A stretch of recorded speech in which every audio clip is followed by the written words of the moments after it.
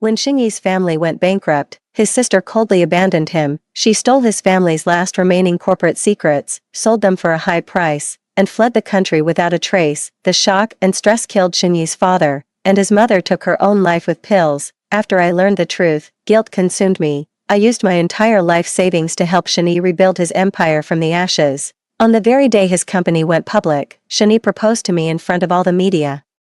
Later, I found out I was pregnant, but my sister was stabbed to death by her husband's mistress. Xingyi went mad, clutching his sister's lifeless body. If you hadn't forced her to break up with me and framed her for stealing those secrets, she would have married me by now. You're the one who killed her. In the end, he pushed me off the 18th floor, showing no regard for the child in my womb. My body was shattered beyond recognition. When I opened my eyes again, I had gone back to the time right after his family went bankrupt. Well, look who it is. Oh, if it isn't the eldest son of the Shin family, TSK. With his current standing, he actually dares to show his face at this banquet. A low, pervasive hum of snickers rippled through the banquet hall. With the Shin family's fall from grace, the surrounding crowd was all too eager to kick them while they were down, their whispers dripping with mockery and scorn.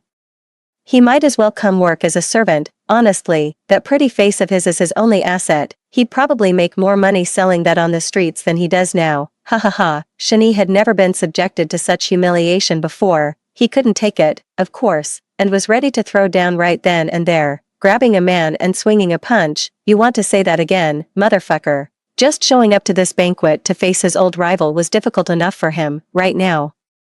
He wanted nothing more than to beat the other man to death. Xingyi had long since fallen from grace, with both his parents gone. Who was left to indulge him now? The other man's fists came down, each blow more vicious than the last. Their scuffle quickly escalated from a one-on-one brawl into a many-against-one beating. No matter how strong your fists are, they are no match for power. Even as he was being beaten by a mob, no one dared to step in and help him. In no time, Xingyi was beaten black and blue, blood trickling from the corner of his mouth, pummeled by several men. He had long since lost all strength, lying on the ground barely clinging to life, a far cry from his former, illustrious self. I stood to the side, coolly observing the depression, fury, despair, and hatred in his eyes. In my past life, by this time, the Shin family had gone bankrupt. My sister had already dumped Xingyi and stolen their company's trade secrets to sell off.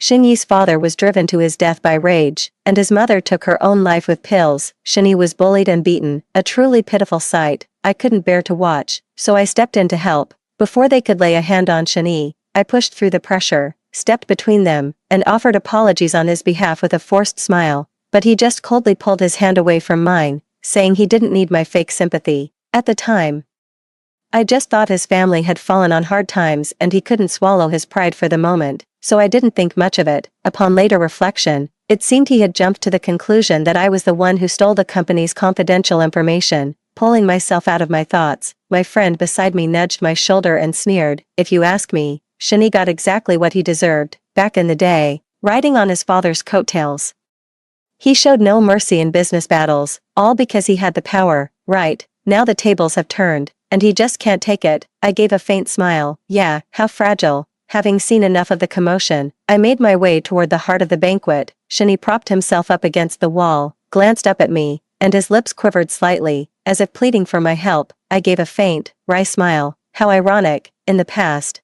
he rejected my well-intentioned help, yet now in this life, when I choose to stand by and watch, he actually begs for my assistance. I paused for a moment, watching a flicker of hope rise in Xingyi's eyes. I then reminded him softly, young Master Shen, instead of wasting time here, you'd be better off going back to deal with the mess at your company. This doesn't belong to you. Seeing the instant desolation in his eyes, I felt nothing but satisfaction. Too, without my help, Xingyi is like a beaten dog. He had made too many enemies in the past, and someone, out of spite, hired thugs to stake out his house, all just to see him in his wretched, humiliated state. Suddenly, he became public enemy number one. In my past life, to help him, I paid out of my own pocket to hire bodyguards for his protection and did my best to control the online discourse to prevent it from blowing up. Now, I'm just standing by and watching. He's ended up in a position where anyone can push him around. Xingyi, this is only the beginning. In my past life, I spent my entire fortune to help him return to the business world, only to end up dead with my unborn child. In this life, I will never give him the chance to make a comeback. with the Shin family's company in dire straits, I had people start buying back their shares at a low price, seizing control of everything that belonged to them. As for Shinyi's current predicament, he has no choice but to sell, whether he wants to or not. I made him swallow his bitterness, forced to grin and bear it. 3. But I never expected Shinyi to come looking for me so soon. Shinyi clenched his fists and lowered his head, begging for my help. Of course, I refused without a moment's hesitation. Sure enough, his expression shifted, and he started turning the tables on me. Su Jiang, was it you who sent Sunan abroad? Did you force her to leave because you saw I was down on my luck, back when he was with Sunan? I never interfered in their affairs, no matter what happened. Now that this man has lost everything, he's taking his frustrations out on me. The weak prey on the weaker. How true that is. I took a sip of my drink, crossing my legs. I leaned back leisurely. You don't actually think that's wrong, do you? Surely you don't believe you have what it takes to make a comeback, and you, right now. A scornful smile curled my lips as I looked him over with the gaze of a superior. You're so out of your depth here that anyone in this circle could crush you.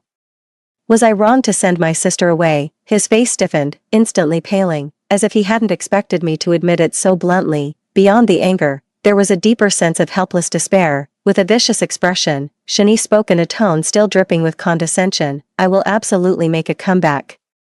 When that day comes, Su Jiang, don't blame me for not showing you any mercy. When that time comes, even if Sunan helps you again, I won't let you off the hook. I shrugged my shoulders, my utterly unbothered demeanor making his face turn dark with fury. Shinyi stormed out, slamming the door behind him. In this life, I never made the first move to be nice to him, yet he never suspected me of stealing the confidential information. In my past life, he suspected me, yet still used me as a stepping stone for his career. I've been helping him run the business all along, finding him reliable partners and suppliers, recruiting new talent. Rumors even started circulating about Shinyi and me. On the day the company went public, he proposed to me right before a live broadcast. The public reaction exploded, and the day's entertainment news instantly boosted the company's value. He knelt on the ground, his face full of sincerity and gratitude. Jiang, marry me.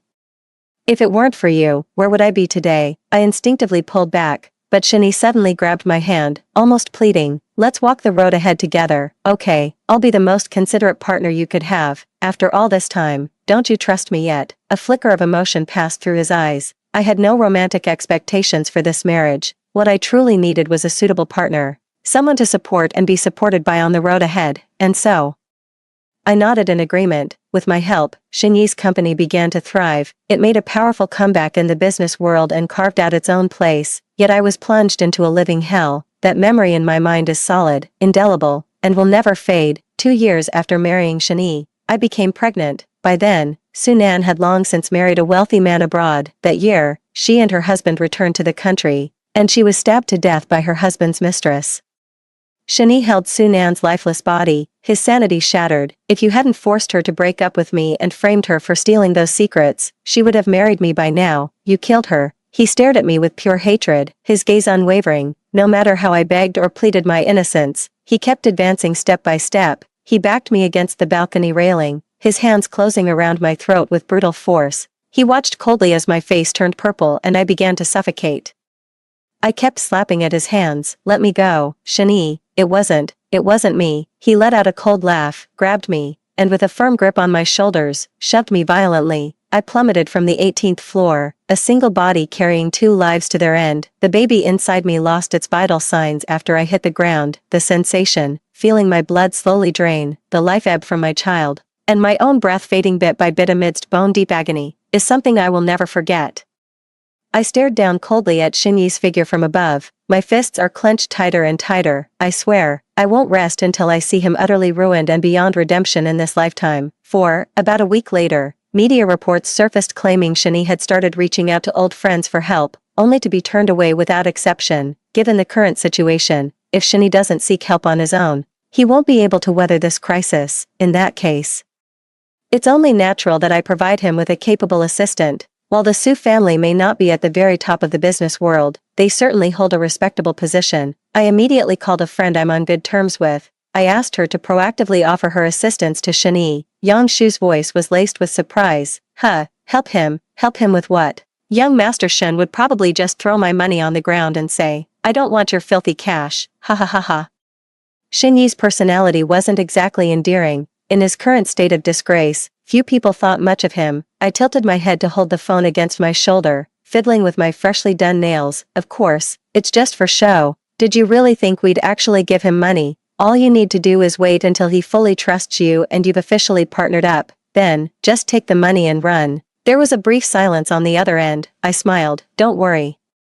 I won't have you do this for free. I'll wire the 200,000 to you in a moment. It's not about the money. The main issue is, Shani isn't a fool. We've had no connection in the past. Why would he trust me now? And, how to actually get away is another problem. I blew on my nails. He's backed into a corner right now. Does he really have any other choice? As for how to run, just doctor the contract a bit. He's alone. No assistant by his side, even if he breaches it. He can't afford a pricey lawyer. Alright, it just occurred to me. Shani seems to have quite a few enemies. I'm sure they'd be more than happy to join in. I paused, then said with a laugh, alright, you're catching on. 5. Shani was quite shrewd. He never publicized the fact that Yangshu had helped him. A month later, just as everyone thought the Shin family had completely collapsed, a new wave of activity surged across the internet. Hashtag Shani makes a comeback. Hashtag young entrepreneur rises from the ashes. Shani publicly announced his intention to reacquire the company that the Shin family had previously sold off, making it a subsidiary of his newly established firm. This was a bombshell in the business world. I gave a slight, wry smile as I replied to Shin Yi's current secretary on my phone. They offered to buy the company back at twice the price, and I agreed immediately. Once the contract is signed, the payment must be transferred to the account within 1 month. In the event of a breach, a penalty of 30 million will be incurred. Shin Yi's new company was already established, just waiting to go public, with Yangshu becoming his largest investor. Along with the other partners she brought in, Shani felt he was in an unassailable position. His tone also began to grow more boastful. People are taking to the internet to call out others. I, Shani, will absolutely repay every single humiliation I suffered. As for you, Su Jiang, he flashed a smile, one that could only be described as sinister. I look forward to our next meeting. I couldn't help but burst out laughing inside the room. Oh, really? I'm looking forward to it even more than you are. Shani. 6. Those who are quick to adapt to the situation naturally recognized the need to extend an olive branch to Shani. As for the others, they secretly banded together, plotting in the shadows on how to take Shani down. On the day of the so-called company listing, just like in his past life, Shani invited a host of news media under the glare of multiple live streaming cameras. Besides Shani, Yangshu, and the other investors were also in the spotlight. The live stream camera was focused on the company building. The others were taking their time arriving. Someone was getting impatient. Seriously, where is everyone else? All those people, are they all late? Shani frowned and began dialing numbers one by one. Without exception, every single one of his calls was hung up. Shin Yi's expression grew increasingly grim. He was no fool. He realized he'd likely been set up. Shani smiled apologetically. My sincerest apologies, everyone. There's a reason for today's situation. The others couldn't make it due to unforeseen circumstances. Let's reschedule for another day. Absolutely, naturally, the media wasn't pleased. Having interviewed so many industry heavyweights, they'd never encountered being told to pack up and leave like this. They deliberately tried to embarrass Shani. Mr. Shin, you were the one who invited us. Now you're saying people are unavailable. Besides, the company is right here in all its glory. The least you could do is let us get some footage before we go. Shani paused for a moment. Alright, I can't have you come all this way for nothing. With that, the crowd began to press Shani towards the company building, but just as they reached the entrance, security guards stopped everyone in their tracks. What do you think you're doing? Do you have any idea where you are? No filming. Put those cameras down, now. The media only raised their cameras higher. Mr. Shin, control your staff. Let us in. Shani stared coldly at the security guards. To his surprise, he realized that none of the faces at the entrance matched those he had seen during his inspection of the company the day before. You're new here, right? I'm your boss. Shani, now move aside. I won't hold you accountable today. The security guard looked at Shani, not only refusing to step aside but actually taking 2 steps forward. Shani. Who the hell is Shani? Our boss is Yangshu. Get lost. And take your whole crew with you. Filming is not allowed here. The scene fell deathly quiet in an instant. At that moment, someone muttered under their breath, the dog dares to disrespect its master. Shin Yi's face darkened with fury, effective immediately. Every single one of you security guards is fired. Get out of my company. A dozen security guards stared at Shin Yi as if he'd just told the funniest joke. A few harsh words and you actually think you're the boss. Our company's owner is Yang Shu. Wait, did you just say your name is Shenyi? You're exactly who we're here to stop. Shenyi's expression froze completely, his face turning pale then flushed. Impossible. You must have made a mistake. Yang Shu and I are partners. I'm one of your bosses too. The media, finally catching on, fell silent. A dozen camera lenses instantly swiveled to focus on Shenyi. All they care about is the headline. Who it's about or what actually happened doesn't matter one bit. I told you, it's you our boss wants to stop. Why can't you get that through your head? Shenyi clenched his fists, his eyes darkening with fury. He turned to face the media. Stop filming. I said stop filming. For God's sake, stop filming right now. Shenyi could no longer contain his emotions. Get out. All of you, get out. The media cameras kept clicking away.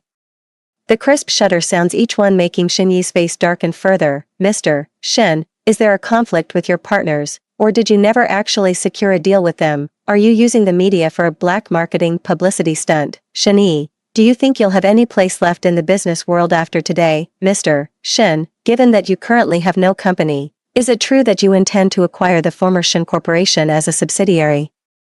Do you even have the capability to make such an acquisition now? Shenyi became the laughingstock of the business world. The tables turned in a matter of moments. In an instant, the news media catapulted Shenyi to the top of the business world's most talked about list. 7. I was watching a reporter's live stream, laughing as I talked to Yang Shu on the phone. She hadn't expected everything to go so smoothly either. But you were so right, Jiang, when I handed him the contract.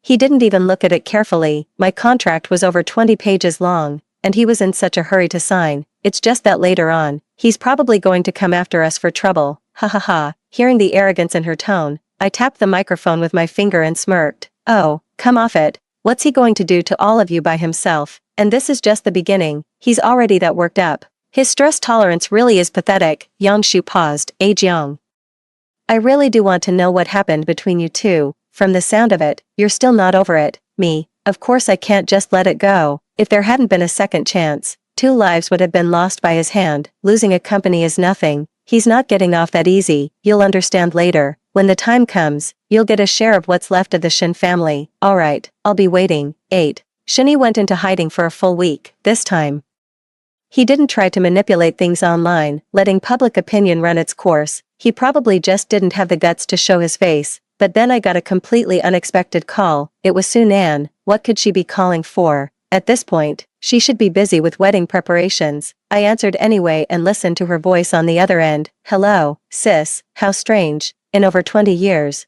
this was the first time I'd ever heard Sunan call me sis. Sis, I need to come back to the country. Can you help me buy a plane ticket? I kept my face expressionless. What's wrong? Li Shua took all my money, and he's been abusing me. Sis, please, I'm begging you, you have to help me. Why is Sunan calling me in this life? In my past life, we had no contact at all. Could it be a ripple effect from my rebirth? Alright, I'll buy it. You can only see all the monsters and demons clearly when they're right under your nose. 9. After Sunan returned home, our interactions were just as usual, with nothing particularly strange about them, that is, until today. Oh, by the way, Su Jiang, I'm bringing a friend home tonight. You'll be in tonight, right? I looked at Sunan and gave a slight nod. Xiaonan, could you take the trash out for me? I handed her a small bag of trash, looked up and met her gaze directly, giving a slight smile. The soda in there's attracting bugs. Sunan's lips twitched, a flash of impatience in her eyes. But she took it anyway. Fine. Watching Sunan leave, I quickly reached out and snatched her phone. After trying a few passwords, I finally got it open. Displayed right there was her chat history with Shenyi. Shenyi, I love you. Please, just trust me. Okay, I can help you get through this crisis. I know this method might be a bit questionable, but just do as I say. Propose to my sister. She likes you. She'll say yes. She can help you get back on your feet. As for us, I'll wait for you. I'll wait until you've made your name and fortune. This is the only way now. Trust me, you will get back everything that's yours. But what about her? She is your sister. After all, once you're rich and powerful again, what's one life to deal with? Indeed, why did Sunan come back early? If I was reborn, it's only natural others could be too. In her past life, Sunan had kept in touch with Shenyi even after her marriage. However, as a married woman, returning from abroad was no simple matter. Perhaps she was trying to avoid the fate of being killed by a mistress. Perhaps her marriage was already riddled with flaws from the start. Given a second chance, she would naturally choose the one who truly loved her. I wiped the phone lightly and tossed it back. Sunan, oh Sunan, in this life, I truly never intended to do anything to you. It's a shame you didn't want to be my sister. Well, I won't give you that chance anymore. 10. Night fell. With only a scattering of stars visible, the rest were blotted out by the city's haze. Who knows when we'll see a sky full of stars again. Standing by the window, I slowly turned my gaze away and looked towards Sunan and Shani. They had been making eyes at each other, but the moment they noticed me looking, they abruptly cut it off as if practicing some radical detachment. Amused, I watched them quietly for a moment. Those two are actually a perfect match. They're both equally revolting. Shani held a bouquet of roses and looked at me. I'm sorry, Ajang. I apologize for what happened in the past. I was too impulsive. I crossed my arms and nodded. Yeah, you really do owe me an apology. But why are you still holding those roses? Weren't they meant for my sister? Shinyi's jaw tightened. He extended his hand, offering the roses. It's me. I was wrong before. Ajang. The truth is, it's you I like. These roses. They're for you. I've already spoken to Sunan. I know how you feel about me. 2. Shani slowly knelt on the ground, producing and opening a velvet jewelry box from his hand. I know I have nothing to offer you now, but please believe me, we will have a wonderful future together. If you'll have me, I want to be the one to spend the rest of my life with you. Is that okay, Ajang? I lowered my gaze, then looked at Sunan again. Xiaonan, you don't mind, do you? Sunan forced a smile. What are you talking about, sis? Why would I mind? Shani is a good guy. If you two truly love each other, of course I wish you all the best. Oh, but I mind. I sat in the chair with my legs crossed, ignoring Shani kneeling on the floor. I looked him up and down and sneered. He's penniless now, completely bankrupt. What woman in her right mind would marry a man like that? Do you think I'm out of my mind? The expressions on Sunan and Xingyi's faces were truly a sight to behold. Their faces turned ashen. Clearly taken aback that I had put them on the spot like that. Even a fool wouldn't get involved with someone like him. And besides, little sister, you were the one who walked away from this man in the first place. Now you're trying to push him onto me. What's your game? Shani stood up, his gaze snapping towards Sunan, his eyes filled with intense scrutiny. Sunan's pupils constricted sharply. She instinctively clutched at the hem of her clothes. That's not it, sis. I had no choice but to leave back then. The circumstances forced my hand, but now, Xingyi's feelings are for you. I won't get in the way. I raised an eyebrow. Alright, it's mainly because I really can't stand him, little sister. If it were you, you wouldn't want to marry him either, right? Xingyi looked at me, glaring with knitted brows. Sujiang, me what? I shot him a cold glare. Who gave you the right to interrupt a conversation between me and my sister? Listen here. Xingyi, with all the enemies you've made in the business world, if I just put the word out about your whereabouts, you can kiss your legs goodbye. Shut your mouth. Now, Xingyi's face went pale. He didn't dare utter another word. His fists clenched tight. A smirk played on my lips as I turned to Sunan. Cat got your tongue. Xiaonan, right, you're married to him now. What if your ex comes storming back to the country, and he flies into a jealous rage? What if he just kills you? Sunan's expression shifted, her gaze growing wary and hostile as she looked at me. Shani frowned. In my past life, Sunan didn't get married until a year later. It was only then that Shani learned she had moved on to someone else. For me to say it out loud now, before he finds out on his own, changes the meaning entirely. The woman he thought was his love, who he believed was forced to leave town by her sister, had actually dumped him after sizing up the situation and immediately lined up her next partner. There's no way Shani could just let this go. But letting things simmer to this point isn't enough. I looked at Shani, as if offering Sunan a way out. You should head back first. We can talk about some things another day. Sell that wedding ring quick. Keep the money. You might need it for a couple of decent outfits later. Shani glared at me, then at Sunan, as if utterly furious. Before storming out and slamming the door. 11. You've been reborn too, haven't you? Sunan grabbed my arm, her gaze boring into me, trying to spot panic or shock in my eyes. I smiled and pushed her hand away. So have you. What's so surprising about that? Sunan narrowed her eyes. So you don't like Shani in this life? Sometimes I can't help but think, they really are a perfect match for each other, both utterly obsessed with romance. Before I could even speak, she burst out laughing. Right. Shani has always loved me. From the very beginning. You must have suffered a lot in your past life, didn't you? My nails dug into my palms. I curved my lips into a smile. Little sister, you've got it all wrong. Shani really did care for you, but what man in this world is truly reliable? When you died, I was still pregnant. Your death, it seems it meant nothing to him. I watched as Sunan's expression gradually turned cold and distant. I calmly continued to pour fuel on the fire. Do you really think that, just like in your past life, he would rekindle your romance with you after gaining wealth and status? Don't be so naive, little sister. 12. Shani had long been suspicious of Sunan. All it needed was a spark to set the whole thing ablaze. I sent Shani a message, suggesting he start looking into the whereabouts of the company's confidential information. I told him not to overcomplicate it. The leak might not have come from an authorized employee. Shani only asked me warily why I was helping him. I curled my lip, cool as a cucumber. Just felt like being charitable out of boredom. Don't believe me, suit yourself. He didn't say a word, but I knew he'd look into it. My bet was never on kindness, but on his suspicious nature. 13. Sunan has been leaving early and coming home late lately. I wonder what she's been so busy with. That is, until one night, I was sitting in the living room, eating some fruit. Sunan came running out of the bedroom, screaming, "Who did this? I'll kill them. How dare the media write about me like this?" I absent-mindedly picked up my phone. In the latest news, Sunan was cast in multiple unflattering roles. The homewrecker for a newlywed couple, the gold digger from her student days, and so on. Every insulting and salacious label imaginable was slapped onto her. Most of it is true, and as for the rest, I suppose it's down to her recent behavior. The comments were a torrent of mockery and abuse. What a vile woman. It's absolutely disgusting to knowingly be the other woman. Bitch, isn't that Sunan from the Su family? TSK. Sunan looked at me, gripping my hand tightly. Sis, I'm begging you. Please help me. I can't be written about like this. I blinked and slowly pulled my hand away.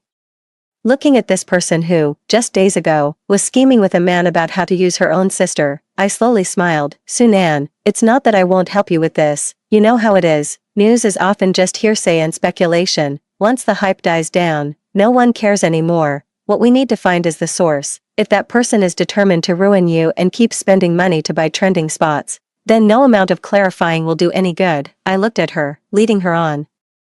Think about it. Have you crossed anyone recently, and you just got back? It has to be someone you know, right? 14. The situation kept escalating. No matter how Sunan tried to defend herself online, even going so far as to pay off the involved parties to give false testimony, the videos continued to spread widely across the internet. Whoever is targeting her is out for blood. As time went on, Sunan's state of mind gradually shifted.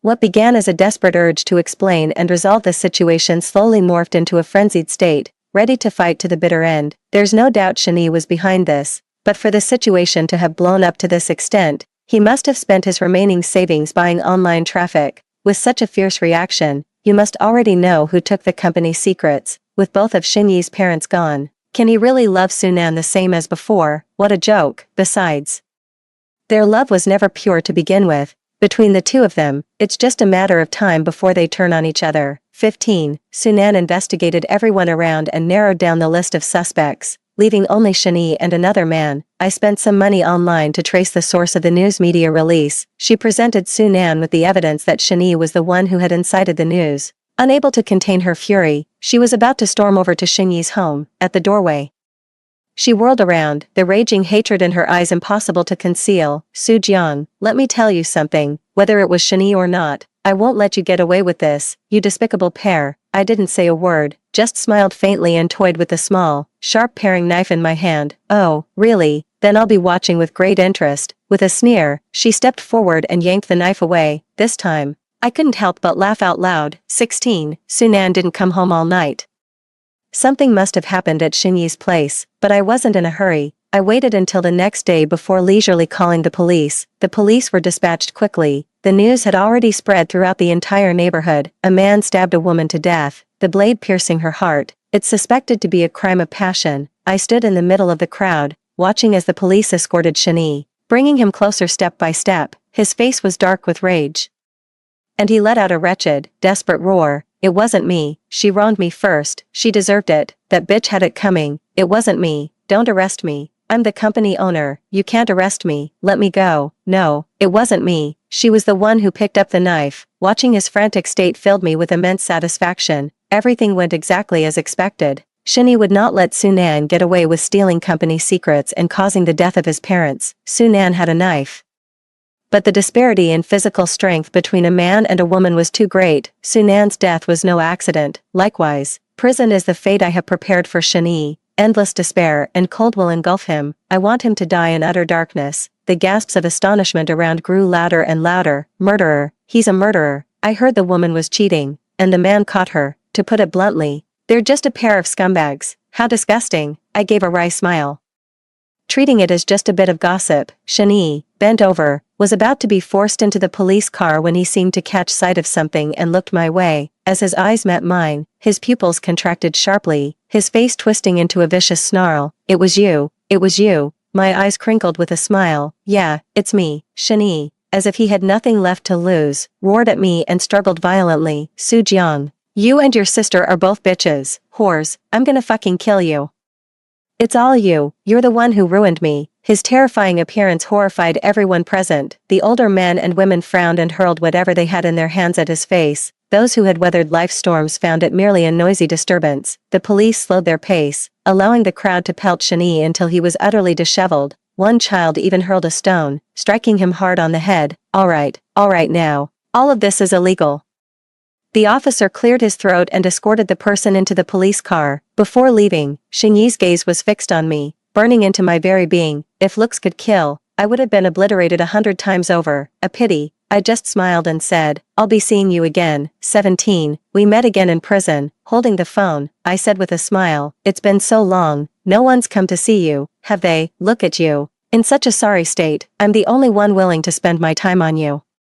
You should be thanking me. Shani held the phone, his gaze fixed on me, utterly inscrutable. That look in his eyes, strange, very strange. In short, the look in his eyes shouldn't have been so probing after a provocation like mine. His breathing grew slightly ragged, a vicious glint flashing in his eyes. Sujiang, is this how you treat me because I wronged you? Do you have any idea you're going to ruin my entire life, since we've both been given a second chance? Why must you force me into this position? I see, so he was reborn too. I leaned back in my chair. Did you think that getting a second chance would make all the crimes you've committed just disappear? And it's not about who wronged you, if you hadn't done these things. Why would you even be sitting here? Shani clenched his phone, looking at me with boundless fury. You've destroyed my entire life, the perfect life I had. Sujiang, you've ruined me. I ruined you. Don't you forget, everything you had back then, I gave it to you. You were begging like a dog. If I hadn't pitted you, did you think I'd have thrown you a scrap? Disgusting. I was absolutely sickened. Xingyi's face froze, his chest heaving. When his tough approach failed, he switched to a softer one. Jiang, I was wrong to blame you before. It was my failure to uncover the truth that harmed you and our child. We've been husband and wife for a lifetime. Won't you forgive me? Please, if you testify for me in court, I'll get a shorter sentence. Once I'm out, we can spend the rest of our lives together. I promise I'll make it up to you properly. I let out a light laugh and countered. Shani, do you really think that after being reborn, even if you get out of prison, you still have a chance to turn things around? For secure, reliable, and hassle-free document anti-piracy and book-finding bots, choose Xiaohu Bot. My words drained the color from his face instantly. I had clearly hit the nail on the head. I pulled the contract from my bag and opened it. Take a good look. 30 million in liquidated damages. Don't forget to pay up, even from behind bars. Shani shot to his feet, his face completely contorted. Venom and fury made his eyes bulge. It was you. I nodded calmly and continued. And that company, the one you and Yangshu set up, it's legally under your name. However, it's implicated in wage theft and illicit profiteering. I've already submitted evidence of these illegal activities to the court. You'll be in prison for a very, very long time. I watched as the color drained from his face, leaving it deathly pale, his pupils losing focus, having taken in the sight of his expression. I stood up and walked away without a backward glance, as if belatedly realizing what was happening. Shani was left alone, frantically pounding on the glass behind me. He let out guttural roars. The foul curses were swallowed by the distance, punctuated only by the sickening thuds of his forehead repeatedly striking the surface. He was reduced to a rabid animal, capable of nothing but howling and frenzy. His eyes were bloodshot, his teeth gnawing incessantly at himself. In the end, a club was needed to subdue him. I looked back, watching him convulse on the ground, utterly powerless to help. I finally couldn't hold back a laugh. Shani, just enjoy it. This is the life meant for you. 18. As I left the prison, I looked up at the sky. The night sky was filled with stars, like brilliant lanterns hanging in the darkness, dazzling and magnificent. There's a breathtaking beauty to it when you look closely. Time itself seemed to slow to a crawl. How wonderful, once the dust settled.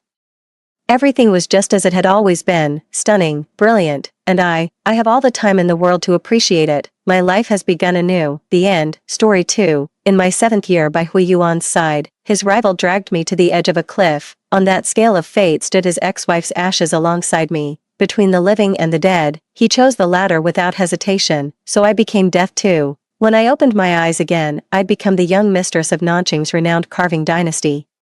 My first commission after taking charge, none other than Hui Yuan himself. He wanted a golden statue crafted in exact likeness of his late wife. 1. I stood speechless before that photograph of myself. The visitor spoke politely, yet with an air of unyielding authority. We've long heard of Miss Luo's exceptional skills, surpassing even your esteemed father's. We sincerely hope you'll give our young mistress's matter your utmost attention. There are too many absurdities here, I don't even know where to begin. After careful consideration, I asked, "Are you certain this is your young mistress?" Hu Jiu's handsome face darkened, his eyes turning red. "What exactly do you mean by this, Miss Luo? How could I possibly mistake the identity of our young mistress?" Of course, Hu Jiu was the Hu family's chief steward, Hui Yuan's most loyal attack dog, practically a quarter share of the household's authority. There's no way he'd be confused about who the young mistress was. Watching Hu Jiu's pained expression beside me, I nearly burst out laughing. The thought of his infallible marksmanship made me swallow my words. Can't blame me. It was only a month ago, when I still wore that face from the photo. He looked at me with utter disgust. "The only young mistress of this house will ever be Sister Baiyan. Who the hell do you think you are?" I laughed through my rage. "I'm your damn father. Wasn't I the one who carried his dying body out of the rainforest, by the grace of giving him a second life? Don't I qualify as his father?" Yet saving his life ultimately couldn't compare to Baiyan's moldy steamed bun, made him guard that person faithfully for 18 solid years. Come to think of it, which of the Hu family isn't like this? I'd give them my heart and soul, yet it wouldn't hold a candle to Baiyan's faintest smile. So there we stood at the cliff's edge, everyone holding their breath, terrified a single speck of Baiyan's ashes might scatter to the wind. Not a soul cared that I'd been dashed to pieces at the foot of the cliff. I wiped the smile off my face and said earnestly, "No, I just wanted to double-check. It won't work if we get it wrong," I said thoughtfully. "Perhaps Mr. Hu should double-check. Maybe Hu Jiu's gone mad and sneaked out behind Hui Yuan's back. If Hui Yuan loses his temper, I might still get out of this unscathed." Once a business partner saw Hui Yuan holding my hand and came over calling me Mrs. Hua. Hui Yuan nearly wiped out my entire family. In his words, "What the hell am I?" Yeah, what the hell am I indeed? I carried this question through death and back to life. When I opened my eyes again, someone answered that question for me. The butler said with tears in his eyes, "You're the heir to our Nanchang carving dynasty, young mistress." "What heir? Carving?" I pointed at myself in disbelief. "So I can carve too?" The butler gave a thumbs up. "Miss, your carving skills are unparalleled, a true master." My vision went dark. Once on a whim, I carved Hui Yuan 100 birds paying homage to the phoenix from a radish. He held his chopsticks for a long moment before remarking, "Asen's craftsmanship is remarkable. The ducks playing in water carving is exquisitely detailed." Hu Jiu sneered from the side. A poor imitation trying to rival the original. Both Hui Yuan's and my smiles faded. I often heard the servants say Baiyan was the most dexterous, almost like a celestial fairy. Why bother listening to them anyway? Hui Yuan rubbed the tattered handkerchief, its embroidered stitches still vivid despite the years. After a long silence, Hu Jiu nodded. "That was thoughtless of me."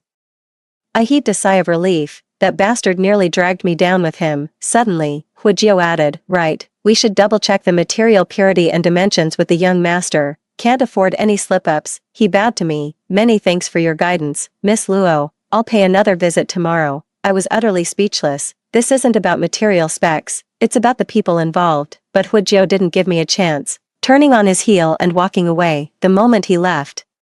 I wailed to the butler, "Uncle Yang, I've suddenly forgotten how to carve." Uncle Yang stiffened in shock. "Then what do we do?" "I've already taken the Hu family's deposit." I froze in equal shock. The Hu family's trade routes run like clockwork. Anyone who dares abandon their post mid-journey will pay a price far heavier than gold. Uncle Yang paced anxiously before slapping his thigh in frustration. "Why don't you go beg Third Master for help?" "Third Master? Which Third Master?" "Surely not the one I know." 2. The figure before me was swathed in silk, wreathed in sandalwood smoke, his beauty ethereal as an immortal from the Wei Jin era. "But this is way too skinny. You've lost so much weight since last time." Before I could even react, someone forced my head down and shouted, "Uncle, what the hell?" Uncle Yang wept bitterly, lamenting the injustice of heaven. "Only Luo Changlin and I remain as the last bloodline of the Luo family. Yet here we are, one barely clinging to life in a sickbed, the other having forgotten the family's legacy. How are we supposed to survive like this? My heart churned with mixed emotions. My former archenemy was on death's door, yet here I was, preparing to mourn him. What kind of twisted fate was this? Luo Changlin didn't even lift an eyelid. Can't help. Hey, you've got zero team spirit. Just as I was about to speak, Uncle Yang rushed forward, dropped to his knees with a dramatic slide, and pulled out that lump of trash I'd carved while wailing his complaints. Luo Changlin finally looked up at me, guiltily rubbing my nose. I averted my gaze. He gave a cold laugh. After all these years, this is what Big Brother trained, this thing. But what does this have to do with me? Though Luo Changlin was an adopted son of the Luo family, his abilities far surpassed those of the biological heirs. Old Master Luo treated him equally, even considering naming him as the successor at one point. The young masters of the Luo family naturally resented this, yet lacked the capability to undermine him. In a fit of ruthlessness, I poisoned Luo Changlin. From then on, he was bedridden with illness, so sparing my life could be considered an act of mercy on his part. Uncle Yang heaved a long sigh. This is retribution, we can blame no one else. Then I'll go beg the Hua family to turn down this job. The man on the lounge chair snorted with laughter, suddenly looking more alive. That bastard Hui Yuan finally kicked the bucket and needs a tombstone. I'd be delighted. Me Uncle Yang, the third master of the Luo family, known as the twin marvels of South City, a face that kills, and a tongue that slays. His words could poison a man with a single sentence. Our feud began the first time we met, all because of that venomous tongue of his. Uncle Yang shook his head. Heard they're commissioning a golden statue for their young mistress who passed too soon. Luo Changlin grew more animated. If he loved her so much, why didn't he follow Bai En to the grave? How morbid. Not the previous Lady Bai. It's for the one who passed last month. They called her Sung Yu. I heard. With a crashing sound, Luo Changlin tumbled off the recliner, his raven hair disheveled, eyes crimson like a demon's. Ha, ha. His laughter mingled with bloody coughs. This is too damn funny. Old Yang was frantic. Third master, stop laughing this instant. I shrank back in fear. Jesus, Luo Changlin's gone completely off the rails since I last saw him months ago. After a long pause, he looked up and said, "Tell Hui Yuan I'm taking this job." Just as I sighed in relief and was about to thank him, his dagger-like glare shot my way. Listen kid, you'll be my assistant. Let's see how utterly useless you really are. You. I started to protest, only to be cut off by his icy tone. If you're truly incompetent, you won't need these hands anymore. Fine, he's the boss, I'm the workhorse, not like I can complain anyway. 3. The next day, the Hua family delivered more detailed blueprints. Luo Changlin didn't let them in, only taking that portrait photo. In the picture, my younger self stood beside Hui Yuan, grinning carefreely. Luo Changlin stared at it unblinkingly. After a long pause, he tore it without hesitation. Hui Yuan's handsome face was instantly reduced to shreds. What's that nobody doing up there? Just as Hui Jiao was about to explode, Luo Changlin cut him off. Ungrateful wretch, think carefully. With my little niece's hands injured, I'm the only one left who can carve for you. Hui Jiao swallowed his rage and clasped his hands. We'll be counting on your diligence, third master. She shot me another fierce glare before turning away. Damn that little bastard. I followed Luo Changlin back to the room in a huff, laying out his tools across the table. Yet he remained motionless for a long while. The hand holding the photo trembled slightly. I slipped away quietly. Third uncle seems tired. Maybe we should call it a day. He remained silent. I pretended to open the door, only to hear him mutter bootlicker. I slipped and nearly fell. Wait, did Luo Changlin recognize me? Turning around, I saw him sneering at my photo. Luo Changlin and I never got along, all because he called me a lapdog. Fuming with rage, I pried open his window with a knife in the dead of night, only to catch him stepping out of the shower. Long legs, wasp waist, pale and sizable. Wait no, pale and tall. I instinctively let out a wolf whistle. He trembled with rage, his eyes bloodshot and face flushed. But Master Luo III was still Master Luo after all. Straightening his clothes, he politely invited me to sit down for a drink. His beauty was matched only by his voice, clear and melodious like jade striking spring water. He sweet-talked me into drinking cup after cup of his fine tea until I grew drowsy and forgot my original purpose. As I took my leave, Luo Changlin flashed a wicked grin. Bye-bye, little lapdog. I jolted awake and frantically searched for my blade, but he'd already seized it, refusing to return it no matter how I pleaded. I lowered my eyes with a bitter smile, remembering the past. Who would have thought I'd meet him again in this borrowed flesh? Luo Changlin gripped that photograph, his words dripping venom, said I'd brought this upon myself. strayed from the righteous path, what a dog's life. I listened to his tirade in silence. A storm was raging in my heart. Everyone else could see it clearly, yet I foolishly clung on for 7 years. 7 years are enough for phoenix trees to shed and bloom anew. Enough for a child to grow into adulthood, yet they weren't enough to make Hui Yuan fall in love with me. The stream of curses in my ears never ceased as I lowered my gaze and walked away. Autumn arrived in Nan City with relentless wind and rain, droplets gradually streaking across the floor-to-ceiling windows. Spare me from hearing the choked sobs beneath the rage, for Uncle Yang dragged me out of bed at the crack of dawn. By the time I stumbled into the workshop, rubbing my eyes, Luo Changlin in his tang suit was already seated at the workbench. He chuckled when he saw me. My dear niece arrives quite early. Next time, why not have dinner before coming? Me, facing this formidable figure, I didn't want to stir up any trouble. Quickly putting on a smile, I stepped forward. Uncle, you're too kind. Where shall we begin? I'll assist you. Luo Changlin remained silent, quietly pulling down the red cloth before him. Beneath the cloth lay an exquisitely lifelike golden statue. I stood frozen in place. It was the statue of a young maiden, eyes as lively as mountain blossoms, brows as stubborn as spring grass, a smile that radiates boundless warmth. That too was me, my departed twilight. Only the sound of breathing filled the room. After what felt like an eternity, Huijio's sobs broke the silence. A bitter taste rose in his throat. Through his tears, he whispered, "Little sister, I miss you." I first entered the Hua household at merely 19. At 22, Huijio was as fierce as a wolf. He grabbed my hand and flung me out the door. Only after I saved his life did he grudgingly acknowledge me as his sworn sister. From then on, he guarded me like his own eyes. But the wind on the cliff that day was too fierce. It made me face reality. Once again, they threw me out like trash. When Huijio cried, Luo Changlin laughed. Well, even an ingrate can shed tears. Huijio wiped his face as the Silent One gestured for his men to move the golden statue out. Luo Changlin smashed his cup. Hold it. Huijio paused. What further instructions does Third Master have? The Luo family's golden statues gained renown not just for their exquisite craftsmanship, because they only accept commissions for the departed. The Luo family's golden statue can summon spirits. In the midnight hour, those unspoken regrets and unfinished longings may finally find their voice. Summoning spirits with this golden statue, there are many rules to follow. Huijio's expression turned grave instantly. Third Master, your command. Luo Chongling rasped like an Azura. Make that Hui Yuan crawl here like a dog, then kowtow at every step on his way back. Only then will it suffice. 5. As expected, the gathering ended in discord. I face-bombed. Uncle, why pass up such easy money? He gave me a cold look. Because I have a conscience. I was speechless. What did that make my slaughtered kin then? He paused again. Because I have a conscience, unlike some people who'd stoop to being lapdogs, and heartless ones at that. Why does that sound so familiar? My eyelid twitched as I cautiously asked, Uncle, are you talking about me? He sneered, you're not even worth that. Me, fine, I was just being a nuisance. I was about to leave when he yanked me back. Where do you think you're going without finishing your homework?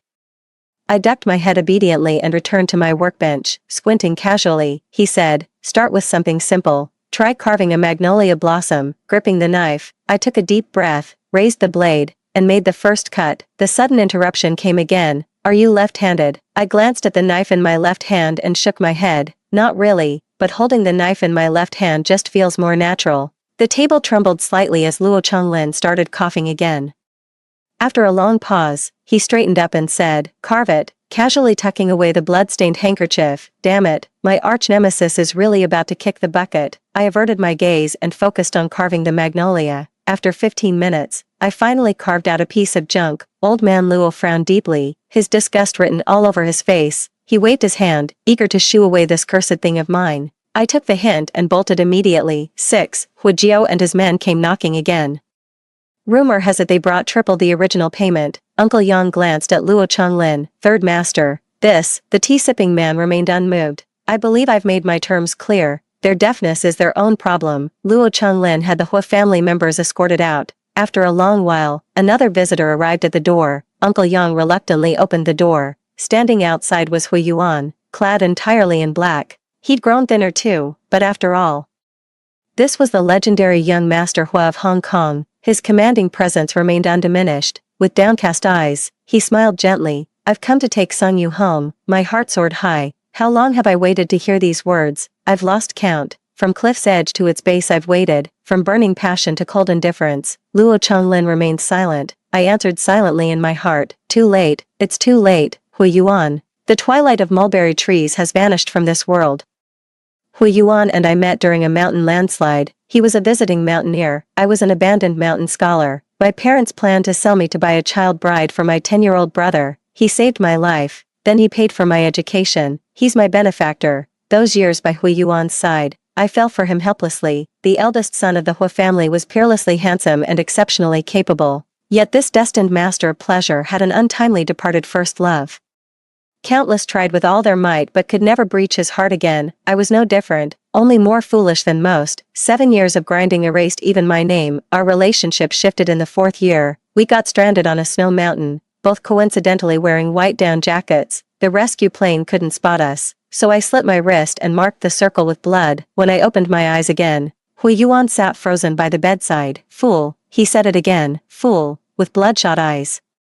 He crushed his lips against mine in a desperate kiss. In that moment, I knew every prayer I'd ever made had been answered, yet even so, he still chose to visit the cemetery on my birthday. My birthday falls on the anniversary of Bayan's death. I watched Hui Yuan's retreating figure and murmured, why? From the Hui family's accounts, I learned about their past. Bayan never loved Hui Yuan. She had planned to elope with her lover, but they both perished in a car accident. Yet even so, the anniversary of her death remains Hui Yuan's eternal winter night. Hui Shu looked at my devastated self and smiled. She said some people win just by standing there, without lifting a finger. The moment I closed my eyes for good at the cliff's bottom, these words finally returned to me, coming to his senses. Hui Yuan still stood stubbornly at the door, not budging an inch. Luo Chonglin finally lost his patience. Get the hell out of here, Hui Yuan continued. She's just throwing a tantrum. She'd never leave me waiting. She adores me so much. The moment I call, she comes running with eager eyes. Ha, how absurd. No wonder Luo Chonglin called me a lapdog. Spot on. A sharp pain shot through my heart, and with my eyes closed, I blacked out completely. When I came to, the room was dimly lit.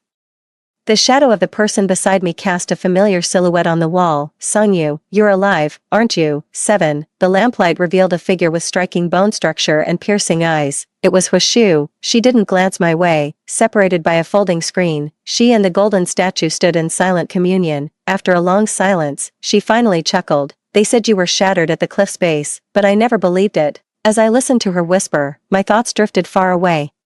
Hui Shu was the Hui family's illegitimate daughter, an embarrassment they'd rather keep hidden. In the Hui household where only the strong thrived, her frailty made her an easy target for bullying. Over time, everyone said the Hui family had produced a madwoman. She'd bite anyone who came near, stubborn and foul-tempered, just like a man, until the day I caught her secretly weeping on her mother's death anniversary. She would often gaze intently at beautiful jewelry and dresses. Later, I made persistent efforts to get closer to her, celebrated her birthdays, accompanied her to doctor visits, helped her dress up. Though only 3 months older, I'd long considered myself her elder sister. I'm feeling a bit unwell. The next instant, her words plunged me into an ice cellar. She said, I actually quite dislike you, being so kind to everyone, but no matter how much you imitate Sister Bayan, you'll never be that pure moonlight. You're just cheap candy wrapper. Flashy but ultimately cloying, I froze in place. What had her precious sister Bayan ever given her? When Boucher first entered the Hui household, she tossed a sanitary pad at the panicked Hui Shu with utter disdain as the girl fumbled with her first period. Yet like Hui Jiu's moldy buns, this became the memory they couldn't shake off for years. Her lips parted as if releasing a long-buried secret. Her eyes held no remorse, only liberation. You never knew, did you? You could have lived that day, because Sister Bayan never actually died. My pupils dilated as my heart plummeted. Could anything be more absurd than this? I thought I'd merely lost to an urn of ashes. Turns out even those ashes were a lie. Hui Shu stood before the golden statue, her expression unreadable. With a tinge of regret, she murmured, Pity I forgot to thank you. The scene before me began crumbling and warping. Coming to my senses, my face gradually grew as expressionless as that golden statue. I stepped around the folding screen, startled by the unexpected presence of another person. Hui Shu's face briefly registered alarm. Recognizing me, her composure returned instantly. Without even glancing my way, she said, Miss Luo, I'll be taking the golden statue now. I waved my hand dismissively with genuine sincerity, but didn't my third uncle say, to move the golden statue, Hui Yuan must kowtow with every step he takes? Huishu narrowed her eyes, her face twisting with distaste. Miss Luo, sheltered as you've been, you may not realize, I'm not so easily persuaded. Her gaze returned to the golden statue. They say your Luo family's golden statue can summon spirits, but I've never believed in karma or retribution. I smiled faintly in agreement. Exactly, if there's any divine justice, it should fall on the betrayers first. Why should victims suffer the torments of reincarnation? Huishu's back stiffened. The look she gave me when turning around was almost vicious. I met her gaze calmly. Though I've lived in seclusion, I've heard how Miss Hua acquired the Li family's land last year wasn't exactly honorable. Her face completely changed color. Who in the Hua family doesn't have secrets? And as it happens, I know every single one of them. Huishu left in utter disarray. Of course, she couldn't take that golden statue with her. I studied the golden statue in silence, truly worthy of Luo Chenglin's craftsmanship. She stood there, lifelike in every detail. The sculptor must have known it intimately, capturing even its subtlest expressions. The one I loved cast me into hell, yet in the end it was my sworn enemy who carved my statue. Nothing but absurdity filled my mind. As I was lost in thought, Luo Chenglin materialized soundlessly behind me. What's on your mind, little niece? I studied the man beside me. His face still bore that pale, strikingly handsome yet gloomy countenance. Despite the summer heat, his silk robe remained fastened up to the top jade button. Physical imperfections and an overly somber disposition made his life both stifling and dull. The world once mocked him as a man encased in a jade shell. I suddenly grew curious about this legendary third master Luo, my sworn rival. Uncle, have you ever had any thrilling moments in your life? Luo Chengling gave me an icy once-over as the night breeze lifted a corner of his silk robe. He remained silent for a long while. I rubbed my neck and was about to make a quick exit. Then I heard him say casually, yes, there is. 8. Luo Chenglin had a change of heart and started loving work. The man who used to be practically invisible now frequently lingered around the office. Uncle Yang said with relief. Our Luo family is finally thriving. I sighed while clutching the thick stack of documents. The only one thriving is Third Master Luo himself. After all, his days are spent sipping tea, watering flowers, or strolling around with that diamond-encrusted cane of his. Before I could finish, the man's gaze sharpened. Little niece, you seem to have objections. I waved my hands hastily. No, I wouldn't dare. Luo Chenglin chuckled. Take the day off today. I'm taking you somewhere nice. Before I knew it, Luo Chenglin had practically dragged me into his car. Watching the blurring cityscape through the window, I asked dryly, boss playing hooky like this, aren't you afraid the company will go under? Luo Chenglin propped his forehead casually. Don't worry, I'll die young anyway. This mess will be yours to clean up. Watching his indifferent demeanor, I recalled when we first met. Coughing up blood, he still recklessly plunged into the freezing pool. When I finally managed to haul him up with great effort, all I got was an icy glare. Mind your own business. I was fuming with rage. Onlookers sneered mockingly. Why bother? Miss saying, no one would dare harm our illustrious Master Luo III. He's just having a moment of self-pity. The man exchanged a malicious glance with his companion. What's the point of figuring it out anyway? I won't live long regardless. That malice seemed to merge with Luo Chengling's current indifferent demeanor. A strange feeling welled up in my chest. Uncle, life is precious. Don't curse yourself like that. He met my gaze casually, only to find solemn determination in my eyes. The stifling summer heat stayed trapped beyond the windows. The car was enveloped in complete silence. After a long pause, Luo Chenglin curled his lips into a faint smile, yet averted his gaze. Got it. I felt a subtle wave of relief wash over me. Then I met his half-smiling eyes again. My little niece sure has quite the reach. I shook my head inwardly. People's hearts are fickle, as they say, yet after all these years, Luo Chenglin remains that same Sundara oddball. He took me to a place in the distant suburbs, an utterly unremarkable garden, a squat little house. The garden was filled with bizarre plants that seemed both meticulously tended and left to grow wild. The moment the door opened, 4 or 5 cats swarmed around us. They rubbed familiarly against Luo Chengling's trousers, rolling playfully at his feet. Luo gently nudged them aside and led me into the low-slung house. A wave of familiarity washes over me. The walls are plastered with Shugo-chara posters, and the cabinet is stuffed with yuzu candies. But no matter how hard I try, I can't recall ever having a room like this. Where could I have seen this before to feel so familiar? The modest cottage looked utterly out of place with Luo Chengling's aristocratic bearing. I asked him, isn't trespassing a bit inappropriate? With slender fingers, Luo Chenglin unwrapped a pomelo candy and popped it into his mouth without ceremony. The typically composed and expressionless man crunched the candy loudly between his teeth. What's on your mind? I was utterly puzzled. then why on earth do you have such a peculiar little garden? He gave a hollow laugh, hired a completely incompetent designer, got scammed, someone actually managed to outsmart Luo Changlin. I was dying of curiosity, who's there, under his intense gaze?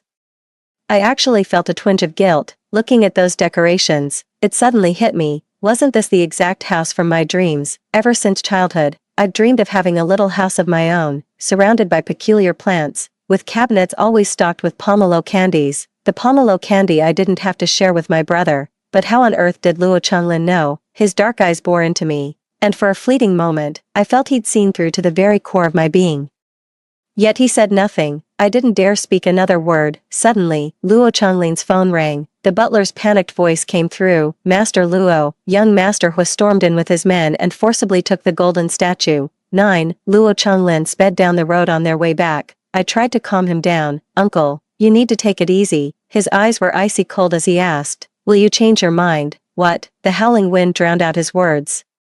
His hand paused slightly before he asked in a low voice, I mean, if Songyu were still alive, do you think she'd come back? I stared at his sharp profile, feeling my heart suddenly race. Since my rebirth, I've asked myself this question more than once. When I lay dying at the cliff's edge, unwilling to accept my fate, I'd imagined their faces filled with bitter regret. Why me? Why should I be the one abandoned? But when I breathed fresh air again, all I felt was sheer relief. That overwhelming gratitude for being alive, you only understand it after tasting death's bitterness. I shook my head, she wouldn't. No one can forgive on behalf of the dead Songyu, not even my present self. Luo Changlin's lips curled faintly, I thought as much. Then let us carry out judgment in her stead. When they stormed into the Hu residence, Hu Yuan stood silently in the shadows, clad in black. The air was thick with the metallic tang of blood and the acrid scent of burnt incense.